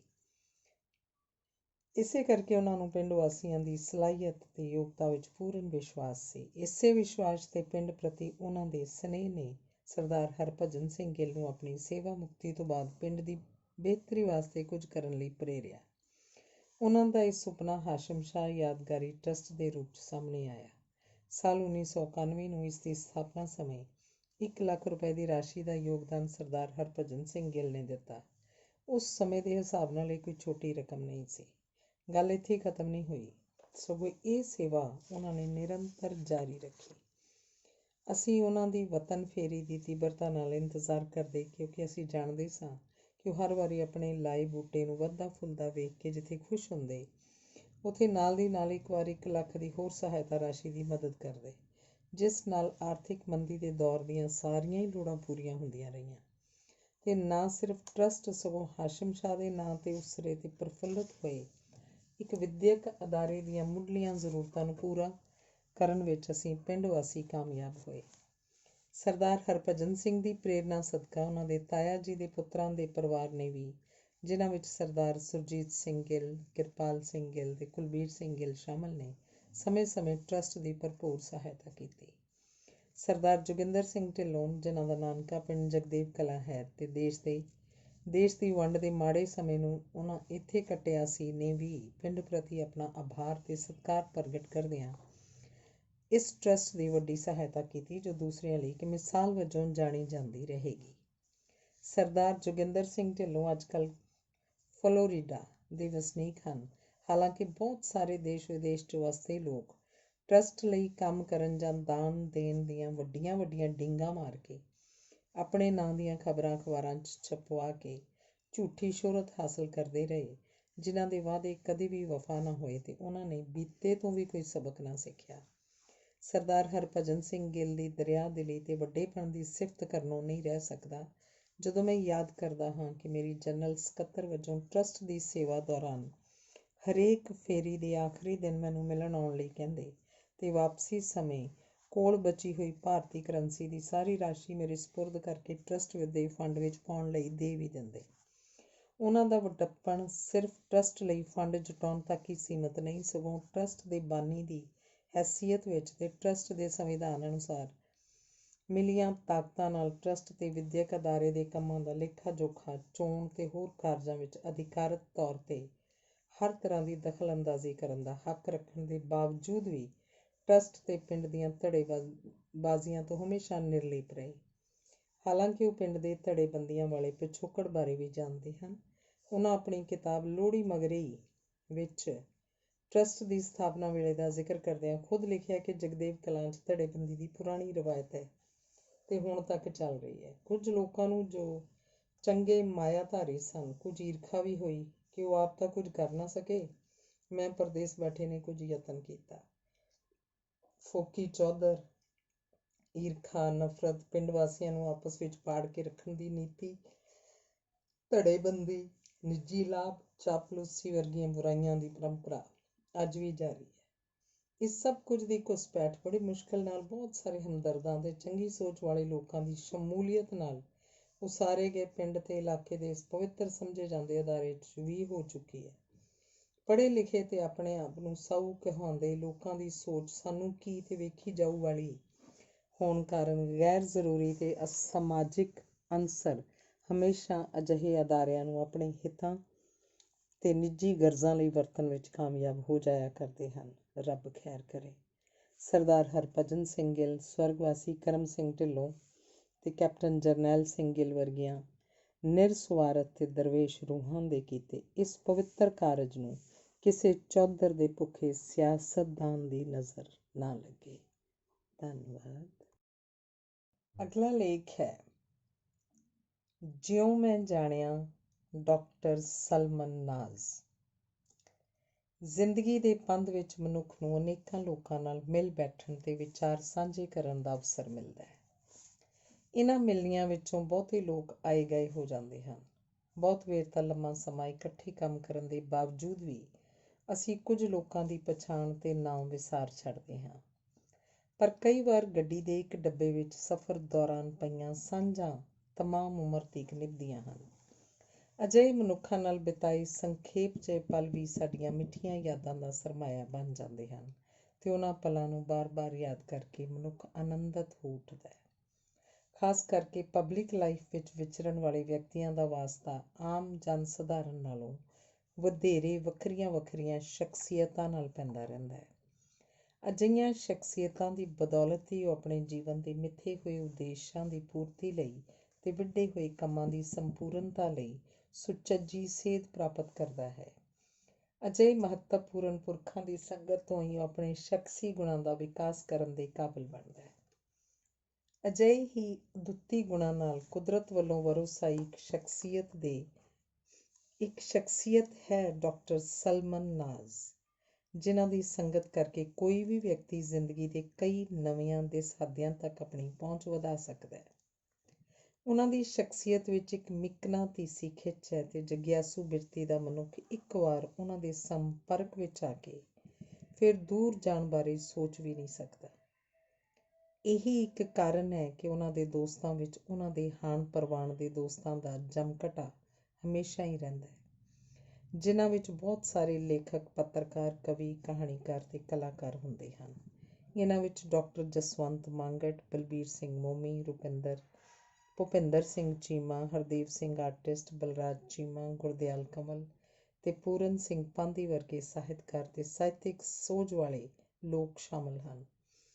ਇਸ ਤੋਂ ਇਲਾਵਾ ਭਾਈਚਾਰੇ 'ਚ ਜਾਣੀਆਂ ਪਛਾਣੀਆਂ ਸ਼ਖਸੀਅਤਾਂ ਤੇ ਮਾਣਯੋਗ ਪ੍ਰਾਪਤੀਆਂ ਕਰਨ ਵਾਲੀਆਂ ਵਿਖਿਆਤ ਰੂਹਾਂ ਜਿਵੇਂ ਅਜੈਬ ਸਿੰਘ ਚੱਠਾ, ਬੈਰਿਸਟਰ ਸੁਲਿਸਟਰ ਮਨਜੀਤ ਸਿੰਘ ਮਾਂਗਟ, ਬੈਰਿਸਟਰ ਸੁਲਿਸਟਰ ਤੇ ਐਡੀਟਰ, ਸਿੱਖ ਲੀਡਰ ਨਛੱਤਰ ਸਿੰਘ ਚੌਹਾਨ, ਪ੍ਰਸਿੱਧ ਬਿਜ਼ਨਸਮੈਨ ਤੇ ਇਮੀਗ੍ਰੇਸ਼ਨ ਮਸਲਿਆਂ ਦੇ ਮਾਹਿਰ ਸੁਰੇਸ਼ ਗੁਪਤਾ, ਸਰਦਾਰ ਰਮਿੰਦਰਪਾਲ ਸਿੰਘ ਸਿੱਧੂ ਵਰਗੇ ਮਹੱਤਵਪੂਰਨ ਵਿਅਕਤੀ ਡਾਕਟਰ ਨਾਜ਼ ਦੀ ਸੰਗਤ ਕਰਕੇ ਗੌਰਵ ਮਹਿਸੂਸ ਕਰਦੇ ਹਨ ਤੇ ਉਹਨਾਂ ਦਾ ਦਿਲੋਂ ਸਤਿਕਾਰ ਕਰਦੇ ਹਨ। ਮੈਨੂੰ ਖੁਦ ਨੂੰ ਡਾਕਟਰ ਨਾਜ਼ ਨਾਲ ਕੁਝ ਇੱਕ ਸਮਾਗਮਾਂ ਵਿੱਚ ਸ਼ਾਮਲ ਹੋਣ ਦਾ ਮਾਣ ਪ੍ਰਾਪਤ ਹੋਇਆ, ਜਿੱਥੇ ਮੈਂ ਹਰ ਵਾਰ ਹੀ ਨਵੇਂ ਡਾਕਟਰ ਸਲਮਨ ਨਾਜ਼ ਨੂੰ ਵੇਖਿਆ। ਜੇਕਰ ਕਿਧਰੇ ਕਿਸੇ ਲੀਡਰ ਦੀ ਨਾਮੀਨੇਸ਼ਨ ਲਈ ਕੀਤਾ ਗਿਆ ਇਕੱਠ ਜਾਂ ਪਾਰਟੀ ਦਾ ਮੌਕਾ ਹੋਵੇ ਤਾਂ ਡਾਕਟਰ ਨਾਜ਼ ਨੇ ਸਾਰਿਆਂ ਹੀ ਬੁਲਾਰਿਆਂ ਤੋਂ ਵੱਖਰੇ ਅੰਦਾਜ਼ 'ਚ ਦਲੀਲ ਭਰਪੂਰ ਗੱਲ ਕਰਕੇ ਸਰੋਤਿਆਂ ਤੇ ਖੁਦ ਉਮੀਦਵਾਰ ਨੂੰ ਵੀ ਨਵੀਂ ਸੇਧ ਦਿੱਤੀ ਹੈ। ਰਾਜਨੀਤਿਕ ਪਾਰਟੀ ਤੇ ਉਮੀਦਵਾਰ ਵਾਸਤੇ ਵੱਖ-ਵੱਖ ਭਾਈਚਾਰਿਆਂ 'ਚ ਪਹੁੰਚ ਯਕੀਨੀ ਬਣਾਉਣ ਲਈ ਇੱਕ ਨੀਤੀ ਘਾੜੇ ਦੀ ਨਿਆਈ ਸੁਝਾਅ ਦੇ ਕੇ ਸਭ ਦਾ ਦਿਲ ਜਿੱਤਿਆ ਹੈ। ਜੇਕਰ ਕਿਸੇ ਕਿਤਾਬ ਜਾਂ ਕਲਾ ਕਿਰਤ ਦੀ ਘੁੰਡ ਚੁਕਾਈ ਹੋਵੇ ਤਾਂ ਸਰੋਤਿਆਂ ਦਾ ਆਕਰਸ਼ਣ ਡਾਕਟਰ ਸਲਮਨ ਨਾਜ਼ ਦੀ ਭਾਸ਼ਣ ਕਲਾ ਹੀ ਹੋਏਗੀ। ਕਿਹੋ ਜਿਹਾ ਵੀ ਨੀਰਸ ਤੇ ਬੌਧਿਕ ਵਾਤਾਵਰਨ ਹੋਵੇ, ਡਾਕਟਰ ਸਲਮਨ ਨਾਜ਼ ਦੀਆਂ ਹਲਕੀਆਂ ਫੁਲਕੀਆਂ ਚੋਭਾਂ ਨਾਲ ਸਮਾਗਮ ਦਿਲਕਸ਼ ਤੇ ਖੁਸ਼ਗਵਾਰ ਹੋ ਜਾਂਦਾ ਹੈ। ਲੇਖਕਾਂ ਦੀ ਕੋਈ ਮਹਿਫਿਲ ਹੋਵੇ ਤਾਂ ਡਾਕਟਰ ਸਲਮਨ ਨਾਜ਼ ਹੀ ਹਮੇਸ਼ਾ ਕੇਂਦਰ ਬਿੰਦੂ ਹੋਣਗੇ। ਕਿਸੇ ਰੇਡੀਓ ਸਟੇਸ਼ਨ ਤੋਂ ਡਾਕਟਰ ਨਾਜ਼ ਹੋਸਟ ਕਰ ਰਹੇ ਹੋਣ ਤਾਂ 2 ਘੰਟੇ ਦਾ ਸਮਾਂ ਵੀ ਪਲ ਛਿਨ 'ਚ ਗੁਜ਼ਰ ਜਾਂਦਾ ਹੈ। ਉਹਨਾਂ ਦੇ ਇੱਕ ਸੱਦੇ ਤੇ ਹਰ ਰੋਜ਼ ਪ੍ਰੋਗਰਾਮ ਵਿੱਚ ਨਵਾਂ ਰੰਗ ਭਰਨ ਲਈ ਵੱਖਰੇ ਖੇਤਰ ਦੀ ਹਸਤੀ ਮੌਜੂਦ ਹੁੰਦੀ ਹੈ। ਕਦੀ ਤਾਂ ਰੇਡੀਓ ਉੱਪਰ ਕਵੀ ਦਰਬਾਰ ਸੱਜ ਜਾਏਗਾ ਤੇ ਕਿਸੇ ਹੋਰ ਦਿਨ ਕਿਸੇ ਰਾਜਨੀਤੀਵਾਨ ਦੀ ਐਸੀ ਸੁੱਧ ਲਈ ਜਾਏਗੀ ਕਿ ਉਹ ਜ਼ਿੰਦਗੀ ਭਰ ਇਸ ਰੇਡੀਓ ਇੰਟਰਵਿਊ ਦੇ ਪਲਾਂ ਨੂੰ ਯਾਦ ਰੱਖੇਗਾ। ਕਿਸੇ ਹੋਰ ਦਿਨ ਵਿਦਵਾਨਾਂ ਦੇ ਪੈਨਲ ਸਾਹਮਣੇ ਡਾਕਟਰ ਸਲਮਨ ਨਾਜ਼ ਭਾਸ਼ਾ ਤੇ ਬੋਲੀ ਪ੍ਰਤੀ ਸੰਵੇਦਨਸ਼ੀਲ ਬਹਿਸ ਨੂੰ ਸੁਚਾਰੂ ਰੂਪ 'ਚ ਚਲਾ ਰਹੇ ਨਜ਼ਰ ਆਉਂਦੇ ਹਨ। ਗੈਰ ਗੰਭੀਰ ਮੁੱਦਿਆਂ ਦੀ ਪੜਚੋਲ ਕਰਦਿਆਂ ਸੂਖਮ ਸੋਚ ਦਾ ਪ੍ਰਗਟਾਵਾ ਕਰਦੇ ਡਾਕਟਰ ਨਾਜ਼ ਦੀ ਵਿਦਵਤਾ ਦਾ ਕੌਣ ਕਾਇਲ ਨਹੀਂ ਹੋਏਗਾ। ਮੈਨੂੰ ਕੁਝ ਸਮਾਂ ਡਾਕਟਰ ਸਲਮਨ ਨਾਜ਼ ਨਾਲ ਇੱਕ ਰੇਡੀਓ ਸਟੇਸ਼ਨ 'ਤੇ ਕੰਮ ਕਰਨ ਦਾ ਸਰਫ ਹਾਸਲ ਹੋਇਆ ਤੇ ਬਹੁਤ ਕੁਝ ਉਹਨਾਂ ਤੋਂ ਅਜਿਹਾ ਸਿੱਖਿਆ ਜਿਸ ਦੀ ਜ਼ਰੂਰਤ ਹਰ ਵਿਅਕਤੀ ਨੂੰ ਜ਼ਿੰਦਗੀ ਵਿੱਚ ਦਰਪੇਸ਼ ਸਮੱਸਿਆਵਾਂ ਦੇ ਸਮਾਧਾਨ ਲਈ ਹੁੰਦੀ ਹੈ। ਬਹੁਤ ਸਾਰੇ ਸੰਵੇਦਨਸ਼ੀਲ ਮੁੱਦੇ ਉਹ ਅਤਿਅੰਤ ਸਹਿਜ ਨਾਲ ਹੈਂਡਲ ਕਰਨ ਦੇ ਸਮਰੱਥ ਹਨ। ਮੈਨੂੰ ਯਾਦ ਹੈ ਕਿ ਇੱਕ ਸ਼ਾਮ ਮੈਂ ਵੈਰਾਈਟੀ ਸ਼ੋਅ ਪੇਸ਼ ਕਰ ਰਿਹਾ ਸਾਂ ਤੇ ਮੇਰੇ ਪ੍ਰੋਗਰਾਮ ਦੀ ਮਹਿਮਾਨ ਇੱਕ 24-25 ਸਾਲ ਦੀ ਖੂਬਸੂਰਤ ਬੰਗਾਲੀ ਲੜਕੀ ਸੀ। ਪ੍ਰੋਗਰਾਮ ਦਾ ਵਿਸ਼ਾ ਹੋਮੋਸੈਕਸੁਅਲ ਫੋਬੀਆ ਇਨ ਸੋਸਾਇਟੀ ਸੀ, ਜੋ ਬਹੁਤ ਹੀ ਨਾਜ਼ੁਕ ਤੇ ਸੰਵੇਦਨਸ਼ੀਲ ਸੀ। ਪ੍ਰੋਗਰਾਮ ਪਹਿਲਾਂ ਨਿਰਧਾਰਤ ਸਕੈਜੂਅਲ ਅਨੁਸਾਰ ਨਹੀਂ ਸੀ, ਜਿਸ ਕਰਕੇ ਮੇਰੀ ਖੁਦ ਦੀ ਤਿਆਰੀ ਵੀ ਨਹੀਂ ਸੀ ਤੇ ਵਿਸ਼ਾ ਵੀ ਮੇਰੀ ਪਕੜ ਤੋਂ ਬਾਹਰ ਸੀ। ਅਜਿਹੇ ਵਿਸ਼ੇ 'ਤੇ ਕਿਸੇ ਨੌਜਵਾਨ ਲੜਕੀ ਨਾਲ ਗੱਲ ਕਰਨ ਲਈ ਅਮੁੱਕ ਸੱਭਿਅਕ ਸ਼ਬਦ ਭੰਡਾਰ ਦੀ ਜ਼ਰੂਰਤ ਵੀ ਸੀ ਤਾਂ ਕਿ ਪ੍ਰੋਗਰਾਮ ਵਿੱਚ ਅਸ਼ਲੀਲਤਾ ਦਾ ਰੰਗ ਨਜ਼ਰ ਨਾ ਆਵੇ। ਮੇਰੇ ਲਈ ਇਹ ਇੱਕ ਚੁਣੌਤੀ ਵੀ ਸੀ ਤੇ ਸ਼ਬਦ ਚੋਣ ਦੀ ਫਿਕਰ ਵੀ। ਮੈਂ ਪ੍ਰੋਗਰਾਮ ਸ਼ੁਰੂ ਕਰਕੇ ਅਜੇ ਭੂਮਿਕਾ ਹੀ ਬਣ ਰਿਹਾ ਸਾਂ ਕਿ ਅਚਾਨਕ ਡਾਕਟਰ ਨਾਜ਼ ਸਟੂਡੀਓ 'ਚ ਆ ਪਹੁੰਚੇ, ਕਿਉਂਕਿ ਮੇਰੇ ਤੋਂ ਬਾਅਦ ਉਹਨਾਂ ਦਾ 2 ਘੰਟੇ ਦਾ ਸ਼ੋਅ ਹੋਣ ਵਾਲਾ ਸੀ। ਮੇਰੀ ਜਾਨ 'ਚ ਜਾਨ ਆਈ ਤੇ ਮੈਂ ਵਿਗਿਆਪਨ ਚਲਾ ਕੇ ਡਾਕਟਰ ਨਾਜ਼ ਨੂੰ ਆਪਣੀ ਦੁਬਿਧਾ ਅਤੇ ਵਿਸ਼ੇ ਦੀ ਗੰਭੀਰਤਾ ਤੇ ਨਾਜ਼ੁਕਤਾ ਬਾਰੇ ਦੱਸਦਿਆਂ ਇਸ ਸਿਚੁਏਸ਼ਨ ਵਿੱਚ ਮਦਦ ਕਰਨ ਲਈ ਕਿਹਾ। ਡਾਕਟਰ ਸਲਮਨ ਨਾਜ਼ ਮੇਰੇ ਨਾਲ 2 ਨੰਬਰ ਮਾਈਕ 'ਤੇ ਆ ਬੈਠੇ ਤੇ ਵਿਸ਼ੇ ਉੱਪਰ ਅਜਿਹੀਆਂ ਵਿਦਵਤਾ ਭਰਪੂਰ ਦਲੀਲਾਂ ਦਿੱਤੀਆਂ ਕਿ ਵਿਸ਼ਾ ਵਿਸ਼ੇਸ਼ੱਗ ਲੜਕੀ ਵੀ ਪ੍ਰੋਗਰਾਮ ਦੌਰਾਨ ਡਾਕਟਰ ਸਲਮਨ ਨਾਜ਼ ਤੋਂ ਪ੍ਰਭਾਵਿਤ ਹੋਏ ਬਿਨਾਂ ਨਾ ਰਹਿ ਸਕੀ, ਜਿਸ ਦਾ ਜ਼ਿਕਰ ਉਹ ਪ੍ਰੋਗਰਾਮ ਤੋਂ ਬਾਅਦ ਬਾਰ-ਬਾਰ ਕਰਦੀ ਰਹੀ। ਗੱਲ ਕੀ, ਜ਼ਿੰਦਗੀ ਨਾਲ ਸੰਬੰਧਿਤ ਕੋਈ ਵੀ ਵਿਸ਼ਾ ਹੋਵੇ, ਭਾਵੇਂ ਉਹ ਕਲਾ ਤੇ ਸੰਸਕ੍ਰਿਤੀ ਦੀ ਗੱਲ ਹੋਵੇ, ਰਾਜਨੀਤੀ ਵਿਗਿਆਨ ਦੀ ਕੋਈ ਗੁੰਝਲ ਹੋਵੇ ਤੇ ਚਾਹੇ ਸਮਾਜਿਕ ਤਾਣੇ ਬਾਣੇ ਦਾ ਕੋਈ ਭੇਦ, ਇਹਨਾਂ ਸਾਰਿਆਂ ਨੂੰ ਸਪਸ਼ਟਤਾ ਤੇ ਸਹਿਜ ਭਰਪੂਰ ਤਰੀਕੇ ਨਾਲ ਹੱਲ ਕਰਨ ਦਾ ਕਮਾਲ ਦਾ ਹੁਨਰ ਹੈ ਡਾਕਟਰ ਸਲਮਨ ਨਾਜ਼ ਕੋਲ। ਇੱਕ ਨਿੱਕੀ ਜਿੰਨੀ ਗੱਲ ਜੋ ਵੇਖਣ ਨੂੰ ਮਾਮੂਲੀ ਲੱਗਦੀ ਹੋਵੇ, ਪਰ ਮੈਂ ਉਹਦਾ ਜ਼ਿਕਰ ਕਰਨਾ ਜ਼ਰੂਰੀ ਸਮਝਦਾ ਕਿਉਂਕਿ ਬਹੁਤ ਵਾਰ ਅਜਿਹੀਆਂ ਹੀ ਸਧਾਰਨ ਗੱਲਾਂ ਲੰਮੇ ਸਮੇਂ ਤੀਕ ਨਿਭਣ ਵਾਲੇ ਰਿਸ਼ਤਿਆਂ ਦੀ ਬੁਨਿਆਦ ਬਣ ਜਾਇਆ ਕਰਦੀਆਂ ਹਨ। ਡਾਕਟਰ ਸਲਮਨ ਨਾਜ਼ ਨਾਲ ਪੰਜਾਬੀ ਟਾਈਮਜ਼ ਅਖਬਾਰ ਦੇ ਸਿਲਸਿਲੇ 'ਚ ਵੱਖ-ਵੱਖ ਵਪਾਰੀ ਸੱਜਣਾਂ ਕੋਲ ਵਿਗਿਆਪਨ ਤੇ ਹੋਰ ਜਾਣਕਾਰੀ ਲਈ ਜਾਣ ਦਾ ਮੌਕਾ ਮਿਲਿਆ, ਜਿੱਥੇ ਮੈਨੂੰ ਡਾਕਟਰ ਨਾਜ਼ ਦੇ ਮਾਨਵੀ ਗੁਣਾਂ ਨੂੰ ਨੇੜਿਓਂ ਤੱਕਣ ਦਾ ਮੌਕਾ ਵੀ ਮਿਲਿਆ। ਹਰੇਕ ਵਿਅਕਤੀ ਨਾਲ ਉਹਨਾਂ ਦੀ ਸਾਂਝ ਪ੍ਰੋਫੈਸ਼ਨਲ ਨਾਲੋਂ ਵਧੇਰੇ ਨਿੱਜੀ ਰਿਸ਼ਤਿਆਂ ਵਾਲੀ ਹੁੰਦੀ ਸੀ। ਆਮ ਜੀਵਨ ਵਿੱਚ ਮਹਿਮਾਨ ਵਜੋਂ ਗਿਆ ਵਿਅਕਤੀ ਮੇਜ਼ਬਾਨ ਕੋਲੋਂ ਚਾਹ ਪਾਣੀ ਦੀ ਤਵੱਕੋ ਰੱਖਦਾ ਹੈ, ਪਰ ਡਾਕਟਰ ਨਾਜ਼ ਹਮੇਸ਼ਾ ਹੀ ਕਿਸੇ ਮਹੱਤਵਪੂਰਨ ਵਿਅਕਤੀ ਵੱਲ ਜਾਂਦਿਆਂ ਹੋਇਆਂ ਕੌਫੀ ਦੇ 2-4 ਕੱਪ ਤੇ ਸਨੈਕਸ ਮਿਲਣ ਵਾਲੇ ਦੀ ਪਸੰਦ ਅਨੁਸਾਰ ਸਮੋਸੇ, ਜਲੇਬੀ ਤੇ ਗੁਲਾਬ ਜਾਮਣ ਆਦਿ ਖਾਣ ਪੀਣ ਦਾ ਸਮਾਨ ਨਾਲ ਹੀ ਲੈ ਕੇ ਜਾਂਦੇ ਹੁੰਦੇ ਸਨ ਤੇ ਇਸ ਕਾਰਜ ਨੂੰ ਆਪਣਾ ਧਾਰਮਿਕ ਫਰਜ਼ ਕਹਿੰਦੇ ਹਨ। ਇਸ ਨਾਲ ਮੇਜ਼ਬਾਨ ਉੱਪਰ ਉਹਨਾਂ ਦੀ ਸ਼ਖਸੀਅਤ ਦਾ ਚੰਗਾ ਤੇ ਸਥਾਈ ਅਸਰ ਹੁੰਦਾ। ਮੈਂ ਆਪਣੀ ਅੱਖੀਂ ਵੇਖਿਆ ਤੇ ਮਹਿਸੂਸ ਕੀਤਾ ਹੈ। ਭਾਵੇਂ ਡਾਕਟਰ ਸਲਮਨ ਨਾਜ਼ ਦੇ ਪਿਛੋਕੜ ਬਾਰੇ ਮੈਨੂੰ ਬਹੁਤੀ ਜਾਣਕਾਰੀ ਨਹੀਂ, ਪਰ ਉਹਨਾਂ ਦੀ ਸ਼ਖਸੀਅਤ ਨੂੰ ਘੜਨ ਤੇ ਵਿਚਾਰਾਂ ਨੂੰ ਸਾਣ ਤੇ ਚਾੜ ਕੇ ਤਿੱਖਾ ਕਰਨ 'ਚ ਮਾਰਕਸੀ ਵਿਚਾਰਧਾਰਾ ਦਾ ਅਹਿਮ ਰੋਲ ਨਜ਼ਰ ਆਉਂਦਾ ਹੈ। 60ਵਿਆਂ ਵਿੱਚ ਪੰਜਾਬ ਦੀ ਚੇਤਨ ਨੌਜਵਾਨੀ ਨੂੰ ਸਭ ਤੋਂ ਵੱਧ ਪ੍ਰਭਾਵਿਤ ਕਰਨ ਵਾਲੀ ਨਕਸਲੀ ਲਹਿਰ ਨਾਲ ਡਾਕਟਰ ਸਲਮਨ ਨਾਜ਼ ਦਾ ਰਿਹਾ ਨਾਤਾ ਤੇ ਉਸ ਦੌਰਾਨ ਪੜ੍ਹਿਆ ਤੇ ਵਿਚਾਰਿਆ ਗਿਆ ਸਾਹਿਤ, ਗੁਰਬਤ ਅਤੇ ਬੇਇਨਸਾਫੀ ਨੂੰ ਨੇੜਿਓਂ ਵੇਖਣ, ਹੰਢਾਉਣ ਤੇ ਇਸ ਵਿਰੁੱਧ ਲੜਾਈ ਘੋਲ ਕਰਨ ਦੀ ਅਜਿਹੇ ਮਾਨਵੀ ਗੁਣਾਂ ਦਾ ਵਿਕਾਸ ਹੋਇਆ ਹੋਵੇਗਾ। ਇਸ ਤੋਂ ਬਾਅਦ ਅੰਡਰਗਰਾਊਂਡ ਹੋਣ ਦਾ ਸਮਾਂ ਪੁਲਿਸ ਨੂੰ ਝਕਾਨੀਆਂ ਦੇ ਕੇ ਲੁਕਣ ਮੀਟੀ ਖੇਡਣ ਦੀ ਖੇਡ ਵਾਲੇ ਬਿਖੜੇ ਪੈਂਡੇ ਆਉਣ ਵਾਲੀ ਜ਼ਿੰਦਗੀ ਦੇ ਮਾਰਗ ਦਰਸ਼ਕ ਬਣੇ ਹੋਣਗੇ। ਫਿਰ ਜਲਾਵਤਨੀ ਵਰਗੇ ਪ੍ਰਵਾਸ ਦੀਆਂ ਖੱਜਲ ਖੁਆਰੀਆਂ, ਖਾਸ ਕਰਕੇ ਰਾਜਨੀਤਿਕ ਤੇ ਜੁਝਾਰੂ ਲਹਿਰ ਦੇ ਆਗੂ ਰਹੇ ਹੋਣ ਦਾ ਠੱਪਾ ਦੁਸ਼ਵਾਰੀਆਂ ਵਿੱਚ ਅਨੇਕਾਂ ਹੀ ਵਾਧੇ ਕਰ ਗਿਆ ਹੋਵੇਗਾ। ਫਿਰ ਇੰਗਲੈਂਡ 'ਚ ਟੈਕਸੀ ਚਾਲਕ ਤੋਂ ਰਿਆਲਟਰ ਹੋਣ ਤੱਕ ਦਾ ਸਫ਼ਰ ਤੇ ਫਿਰ ਕੈਨੇਡਾ ਦੀ ਧਰਤੀ 'ਤੇ ਪਹੁੰਚ ਕੇ ਯੂਨੀਵਰਸਿਟੀ ਵਿੱਚ ਪ੍ਰਾਧਿਆਪਕ ਵਜੋਂ ਪੜ੍ਹਾਉਣ ਦੇ ਮੁਕਾਮ 'ਤੇ ਪਹੁੰਚਣਾ ਹਰ ਇੱਕ ਦੇ ਹਿੱਸੇ ਨਹੀਂ ਆਉਂਦਾ। ਅਜਿਹੇ ਬਹੁਪੱਖੀ ਗੁਣਾਂ ਦੇ ਮਾਲਕ ਲੋਕਾਂ ਲਈ ਇੱਕ ਜਗ੍ਹਾ ਟਿਕ ਕੇ ਬੈਠਣਾ ਸੰਭਵ ਹੀ ਨਹੀਂ ਹੁੰਦਾ। ਅਜਿਹਾ ਹੀ ਇੱਕ ਮੋੜ ਆਇਆ ਹੋਵੇਗਾ ਡਾਕਟਰ ਸਲਮਨ ਨਾਜ਼ ਦੇ ਕਰਮ ਖੇਤਰ ਵਿੱਚ, ਜਦੋਂ ਇੱਕ ਨਾਸਤਕ ਤੇ ਜੁਝਾਰੂ ਬਿਰਤੀ ਤੇ ਪ੍ਰਵਿਰਤੀ ਦਾ ਮਾਲਕ ਵਿਅਕਤੀ ਧਾਰਮਿਕ ਖੇਤਰ ਦੇ ਲੋਕਾਂ ਨੂੰ ਧਰਮ ਦਾ ਸੱਚ ਤੇ ਮਾਰਗ ਦੱਸਣ ਲਈ ਤੇ ਧਾਰਮਿਕ ਅੰਧ ਵਿਸ਼ਵਾਸਾਂ ਵਿੱਚ ਜਕੜੀ ਲੁਕਾਈ ਲਈ ਇੱਕ ਦਰਵੇਸ਼ ਦੀ ਨਿਆਈ ਸੇਧ ਦੇਣ ਲਈ ਧਰਮ ਦੇ ਕਰਮ ਖੇਤਰ 'ਚ ਨਿਤਰਿਆ ਹੋਏਗਾ। ਫਿਰ ਡਾਕਟਰ ਸਲਮਨ ਨਾਜ਼ ਦਾ ਇੱਕ ਨਵਾਂ ਰੂਪ ਸਾਡੇ ਦ੍ਰਿਸ਼ਟੀਗੋਚਰ ਹੁੰਦਾ ਹੈ ਜਦੋਂ ਇੱਕ ਪਾਦਰੀ ਦੇ ਰੂਪ ਵਿੱਚ ਸਾਡੇ ਸਨਮੁਖ ਹੁੰਦਾ ਹੈ। ਮੈਂ ਦਾਅਵੇ ਨਾਲ ਇਹ ਤਾਂ ਨਹੀਂ ਕਹਿ ਸਕਦਾ ਕਿ ਧਰਮ ਨੇ ਉਹਨਾਂ ਨੂੰ ਰੱਬ ਨਾਲ ਕਿੰਨਾ ਕੁ ਜੋੜਿਆ ਹੋਏਗਾ, ਪਰ ਦ੍ਰਿੜ ਨਿਸ਼ਚੇ ਨਾਲ ਇਹ ਕਹਿ ਸਕਦਾ ਕਿ ਇਸ ਨਾਲੋਂ ਮਨੁੱਖਤਾ ਦੇ ਹੋਰ ਨੇੜੇ ਜ਼ਰੂਰ ਹੋਏ ਹਨ। ਕਹਿਣ ਨੂੰ ਉਹ ਈਸਾਈ ਮਤ ਦੇ ਪਾਦਰੀ ਤੇ ਪ੍ਰਚਾਰਕ ਰਹੇ ਹੋਣਗੇ, ਪਰ ਖਮੀਰ ਵਿੱਚ ਪੰਜਾਬੀਅਤ ਹੋਣ ਕਾਰਨ ਭਾਰਤੀ ਧਰਮਾਂ, ਖਾਸ ਕਰਕੇ ਸਿੱਖ ਧਰਮ ਤੇ ਫਿਲਾਸਫੀ ਦਾ ਅਸਰ ਉਹਨਾਂ ਦੀ ਸ਼ਖਸੀਅਤ ਅਤੇ ਵਿਚਾਰਧਾਰਾ ਤੋਂ ਮਿਲਦਾ ਹੈ। ਧਰਮਾਂ ਦੇ ਸਿਧਾਂਤਕ ਮਤਭੇਦਾਂ, ਖਾਸ ਕਰਕੇ ਸਿੱਖ ਧਰਮ ਦੇ ਸਿਧਾਂਤਾਂ ਤੇ ਵਿਵਾਦਾਂ ਦੀ ਸਮਝ ਤੇ ਪਕੜ ਜਿੰਨੀ ਡਾਕਟਰ ਸਲਮਨ ਨਾਜ਼ ਕੋਲ ਹੈ, ਸ਼ਾਇਦ ਹੀ ਕਿਸੇ ਵਿਚਲੇ ਸਿੱਖ ਪ੍ਰਚਾਰਕ ਦੇ ਹਿੱਸੇ ਆਈ ਹੋਵੇ।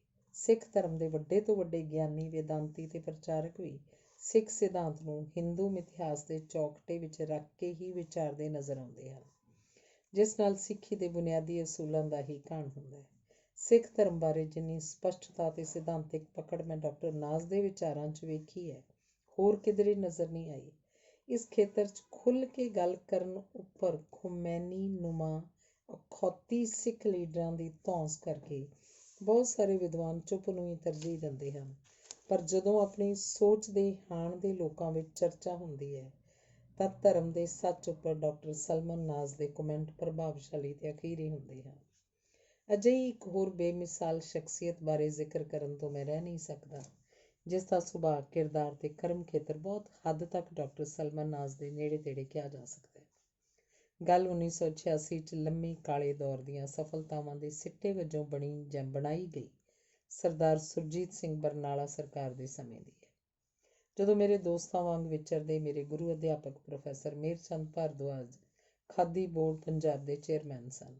ਉਹਨਾਂ ਨਾਲ ਇੱਕ ਸ਼ਾਮ ਪ੍ਰਸਿੱਧ ਹਾਸਰਸ ਲੇਖਕ ਤੇ ਚਾਚਾ ਚੰਡੀਗੜ੍ਹੀਆ ਵਜੋਂ ਜਾਣੇ ਜਾਂਦੇ ਸਰਦਾਰ ਗੁਰਨਾਮ ਸਿੰਘ ਧੀਰ ਨੂੰ ਮਿਲਣ ਲਈ ਚੰਡੀਗੜ੍ਹ ਬੱਸ ਸਟੈਂਡ ਨੇੜਲੀ ਉਹਨਾਂ ਦੀ ਕੋਠੀ 'ਚ ਗਏ। ਸਾਰਾ ਪੰਜਾਬ ਹਾਲੇ ਵੀ ਅੱਤਵਾਦ ਦੇ ਪਰਛਾਵੇਂ 'ਚ ਸੀ। ਧੀਰ ਸਾਹਿਬ ਨੇ ਗੱਲਬਾਤ ਦੌਰਾਨ ਮੈਨੂੰ ਦੱਸਿਆ ਕਿ ਮੈਂ ਹਮੇਸ਼ਾ ਡਾਕਟਰ ਮਹਿੰਦਰ ਸਿੰਘ ਰੰਧਾਵਾ ਦੀ ਰੂਹ ਨੂੰ ਡਾਕਟਰ ਵਿਸ਼ਵਨਾਥ ਤਿਵਾੜੀ, ਜਿਨ੍ਹਾਂ ਨੂੰ ਅੱਤਵਾਦੀਆਂ ਨੇ ਕਤਲ ਕਰ ਦਿੱਤਾ ਸੀ, ਵਿੱਚ ਵੇਖਦਾ ਆਇਆ ਹਾਂ, ਤੇ ਅੱਜ ਡਾਕਟਰ ਤਿਵਾੜੀ ਨੂੰ ਪ੍ਰੋਫੈਸਰ ਮੇਹਰਚੰਦ ਭਾਰਦਵਾਜ ਵਿੱਚੋਂ ਵੇਖਦਾ ਹਾਂ। ਮੈਨੂੰ ਅੱਜ ਇਹ ਮਹਿਸੂਸ ਹੁੰਦਾ ਹੈ ਕਿ ਪ੍ਰੋਫੈਸਰ ਮੇਹਰਚੰਦ ਭਾਰਦਵਾਜ ਦੀ ਰੂਹ ਦੇ ਦਰਸ਼ਨ ਡਾਕਟਰ ਸਲਮਨ ਨਾਜ਼ ਵਿੱਚੋਂ ਹੁੰਦੇ ਹੋਣ। ਬਿਲਕੁਲ ਉਸੇ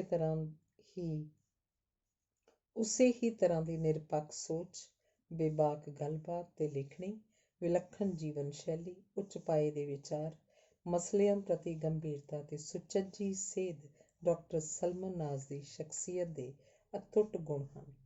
ਪਰਮਾਤਮਾ ਅਜਿਹੇ ਵਿਦਵਾਨ ਤੇ ਪ੍ਰਵਕਤਾ ਹਰ ਭਾਈਚਾਰੇ 'ਚ ਪੈਦਾ ਕਰੇ ਤਾਂ ਕਿ ਅਸੀਂ ਮਾਨਵਤਾ ਲਈ ਕੁਝ ਹੋਰ ਚੰਗੇਰਾ ਕਰਨ ਲਈ ਯਤਨਸ਼ੀਲ ਹੋ ਸਕੀਏ।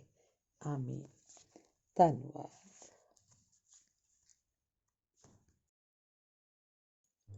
ਅਗਲਾ ਲੇਖ ਹੈ ਅੱਖੜ ਸੁਭਾਅ ਦਿਲ ਦਾ ਨਰਮ, ਜਨਰਲ ਹਿੰਮਤ ਸਿੰਘ ਗਿੱਲ। ਗੱਲ ਸਾਲ 2002 ਦੇ ਜਨਵਰੀ ਮਹੀਨੇ ਦੀ ਹੋਏਗੀ, ਜਦੋਂ ਅਸੀਂ 2 ਵਰ੍ਹਿਆਂ ਦੇ ਵਕਫੇ ਮਗਰੋਂ ਹਾਸ਼ਮ ਦੇ ਨਾਂ ਤੇ ਲੱਗਣ ਵਾਲੇ ਮੇਲੇ ਨੂੰ ਤਰਤੀਬ ਦੇ ਰਹੇ ਸਾਂ।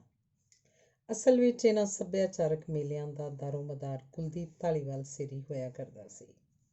ਉਹ ਪਿੰਡ ਦਾ ਸਰਪੰਚ ਹੋਣ ਦੇ ਨਾਲ ਕਾਂਗਰਸ ਦੀ ਰਾਜਨੀਤੀ 'ਚ ਅੱਗੇ ਵੱਧ ਜਾਣ ਲਈ ਇਹ ਪ੍ਰਯੋਜਨ ਜੁਟਾਉਣ 'ਚ ਮਹਾਰਥੀ ਸੀ, ਪਰ ਉਹਨਾਂ ਦਿਨਾਂ 'ਚ ਇਸ ਪਲੇਟਫਾਰਮ ਦੀ ਵਰਤੋਂ ਕੁਝ ਵਧੇਰੇ ਨਿੱਜੀ ਸਵਾਰਥ ਲਈ ਕਰਨ ਕਰਕੇ ਸਾਡੇ ਉਸ ਨਾਲ ਮਤਭੇਦ ਬਣੇ ਹੋਏ ਸਨ। ਟਰੱਸਟ ਦਾ ਫਾਊਂਡਰ ਜਨਰਲ ਸਕੱਤਰ ਰਸਤਿਓਂ ਭਟਕ ਚੁੱਕਾ ਸੀ। ਉਸਦੀਆਂ ਗਤੀਵਿਧੀਆਂ ਟਰੱਸਟ ਦੇ ਉਦੇਸ਼ਾਂ ਤੇ ਨਿਸ਼ਾਨਿਆਂ ਪ੍ਰਤੀ ਸੇਧਤ ਨਾ ਰਹਿ ਕੇ ਨਿੱਜੀ ਸਵਾਰਥ ਤੇ ਰਾਜਨੀਤਿਕ ਤਰਜੀਹਾਂ ਵੱਲ ਵਧ ਰਹੀਆਂ ਸਨ। ਕੁਝ ਰਾਜਨੀਤਿਕ ਦਾਅ ਪੇਚਾਂ ਦੀ ਸਮਝ ਨਾ ਹੋਣ ਕਾਰਨ ਤੇ ਕੁਝ ਸਾਡੀ ਨਿਸ਼ਠਾ ਦਾ ਪੱਧਰ ਜਜ਼ਬਾਤੀ ਹੋਣਾ ਕਹਿ ਲਈਏ, ਬਹੁ ਗਿਣਤੀ ਟਰੱਸਟੀਆਂ ਨੇ ਉਸਨੂੰ ਬਾਹਰ ਦਾ ਰਸਤਾ ਦਿਖਾ ਦਿੱਤਾ।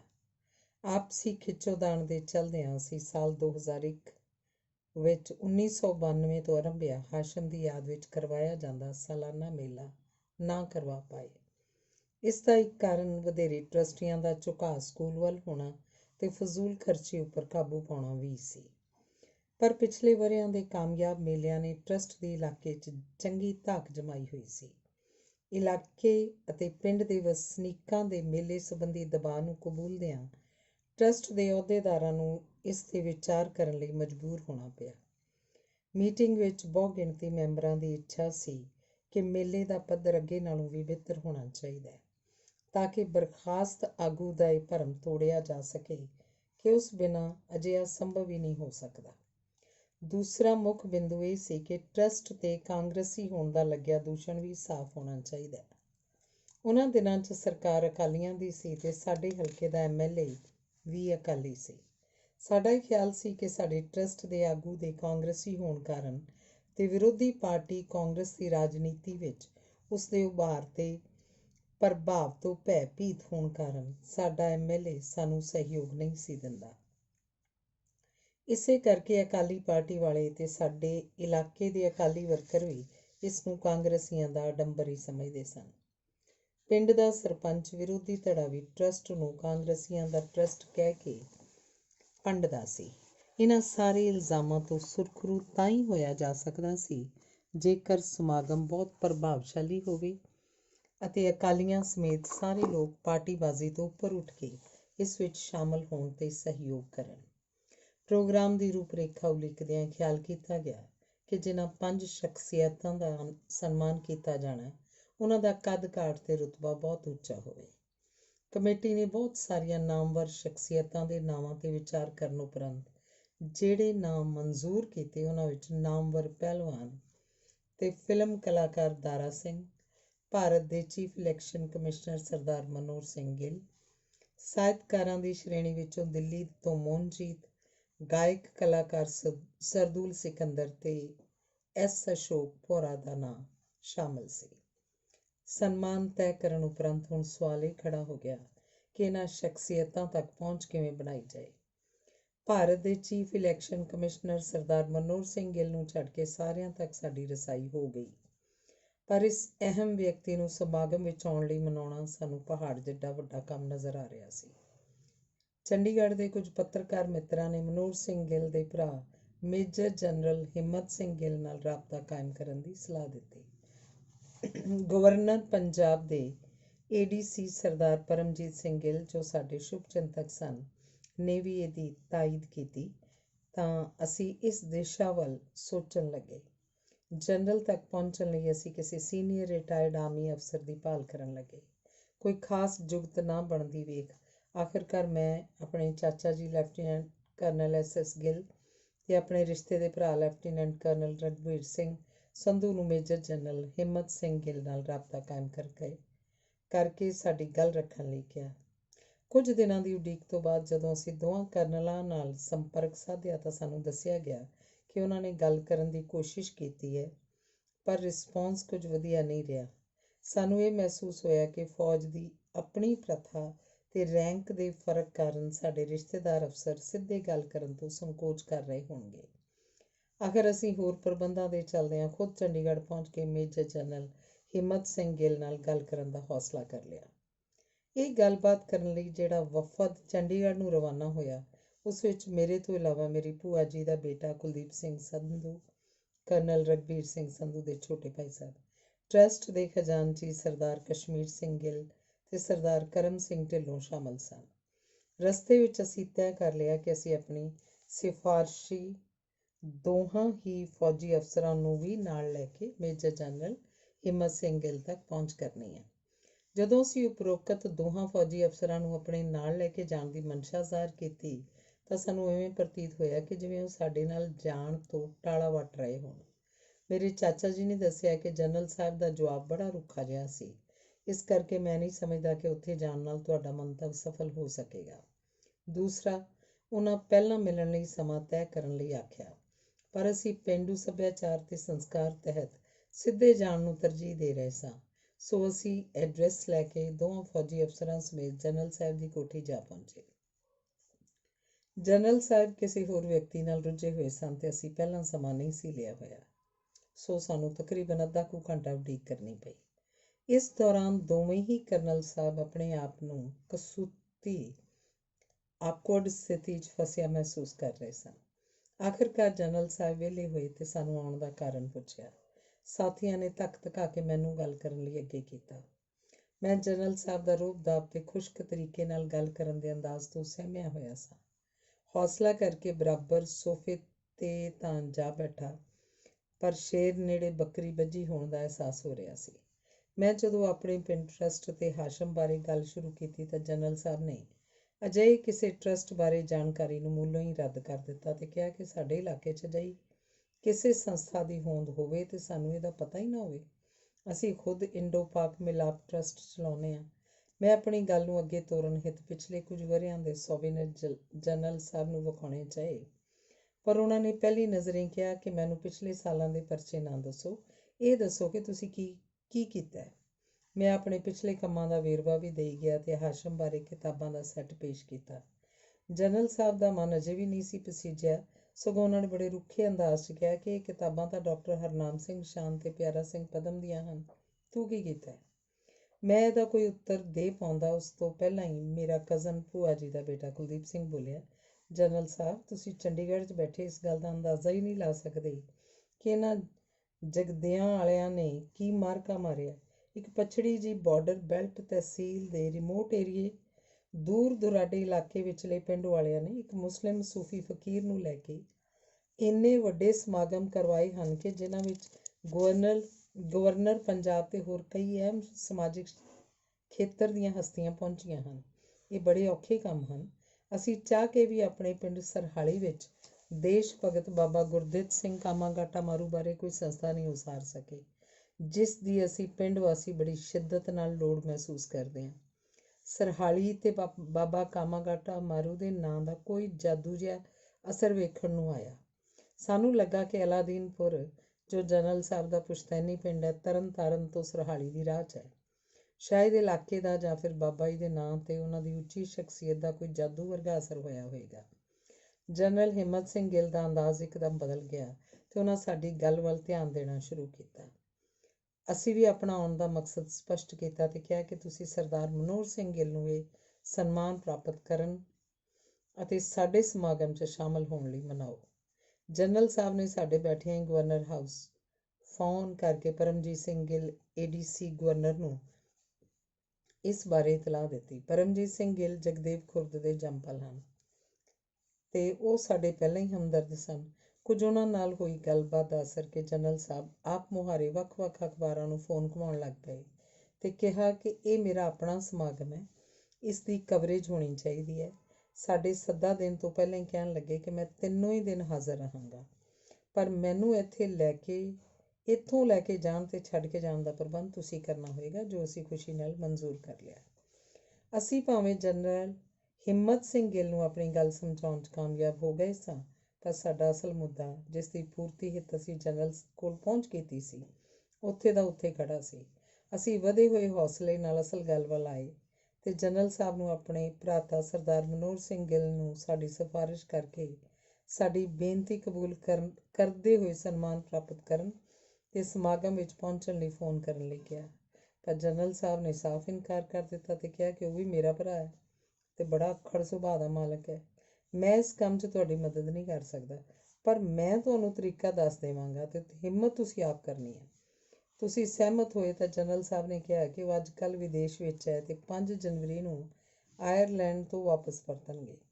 ਤੁਸੀਂ ਸਿੱਧੇ ਇਲੈਕਸ਼ਨ ਕਮਿਸ਼ਨ ਦੇ ਦਫ਼ਤਰ ਪਹੁੰਚ ਜਾਣਾ ਤੇ ਉਹਨਾਂ ਦੇ PA ਦੀਪਕ ਨੂੰ ਮੇਰਾ ਕਾਰਡ ਦੇ ਕੇ ਤੇ ਨਾਂ ਲੈ ਕੇ ਮਿਲਣ ਦਾ ਯਤਨ ਕਰ ਲੈਣਾ।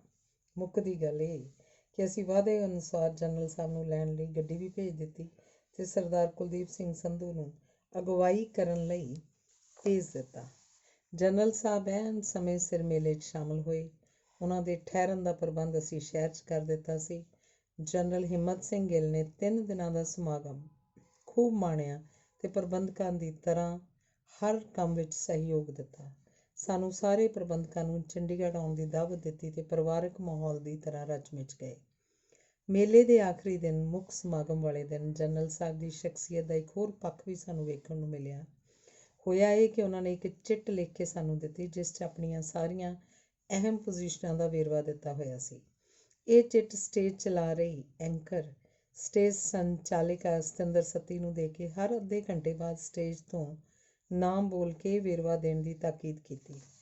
ਜਦੋਂ ਕਦੀ ਸਟੇਜ ਸੰਚਾਲਿਕਾ ਚੰਦਰ ਸੱਤੀ ਜਨਰਲ ਸਾਹਿਬ ਵੱਲੋਂ ਵੱਖ-ਵੱਖ ਸਮੇਂ ਕੀਤੇ ਕੰਮਾਂ ਤੇ ਅਹਿਮ ਅਹੁਦਿਆਂ ਦੇ ਤਾਇਨਾਤੀ ਦਾ ਇੱਕ ਕਸੀਦਾ ਪੜ੍ਹਨੋਂ ਭੁੱਲ ਜਾਂਦੀ ਤਾਂ ਕਿਸੇ ਨਾ ਕਿਸੇ ਪ੍ਰਬੰਧਕ ਨੂੰ ਬੁਲਾ ਕੇ ਸਟੇਜ 'ਤੇ ਸੁਨੇਹਾ ਭੇਜ ਦਿੰਦੇ ਰਹੇ। ਇਹ ਗੱਲ ਸਾਡੀ ਸਮਝ ਤੋਂ ਬਾਹਰ ਸੀ ਕਿ ਏਡੇ ਨਾਮਵਰ ਤੇ ਵੱਡੇ ਵਿਅਕਤੀ ਨੂੰ ਵੀ ਆਪਣੇ ਨਾਂ ਦੀ ਸ਼ੋਹਰਤ ਦੀ ਇੰਨੀ ਲੋੜ ਕਿਉਂ ਹੁੰਦੀ ਹੈ। ਧੰਨਵਾਦ।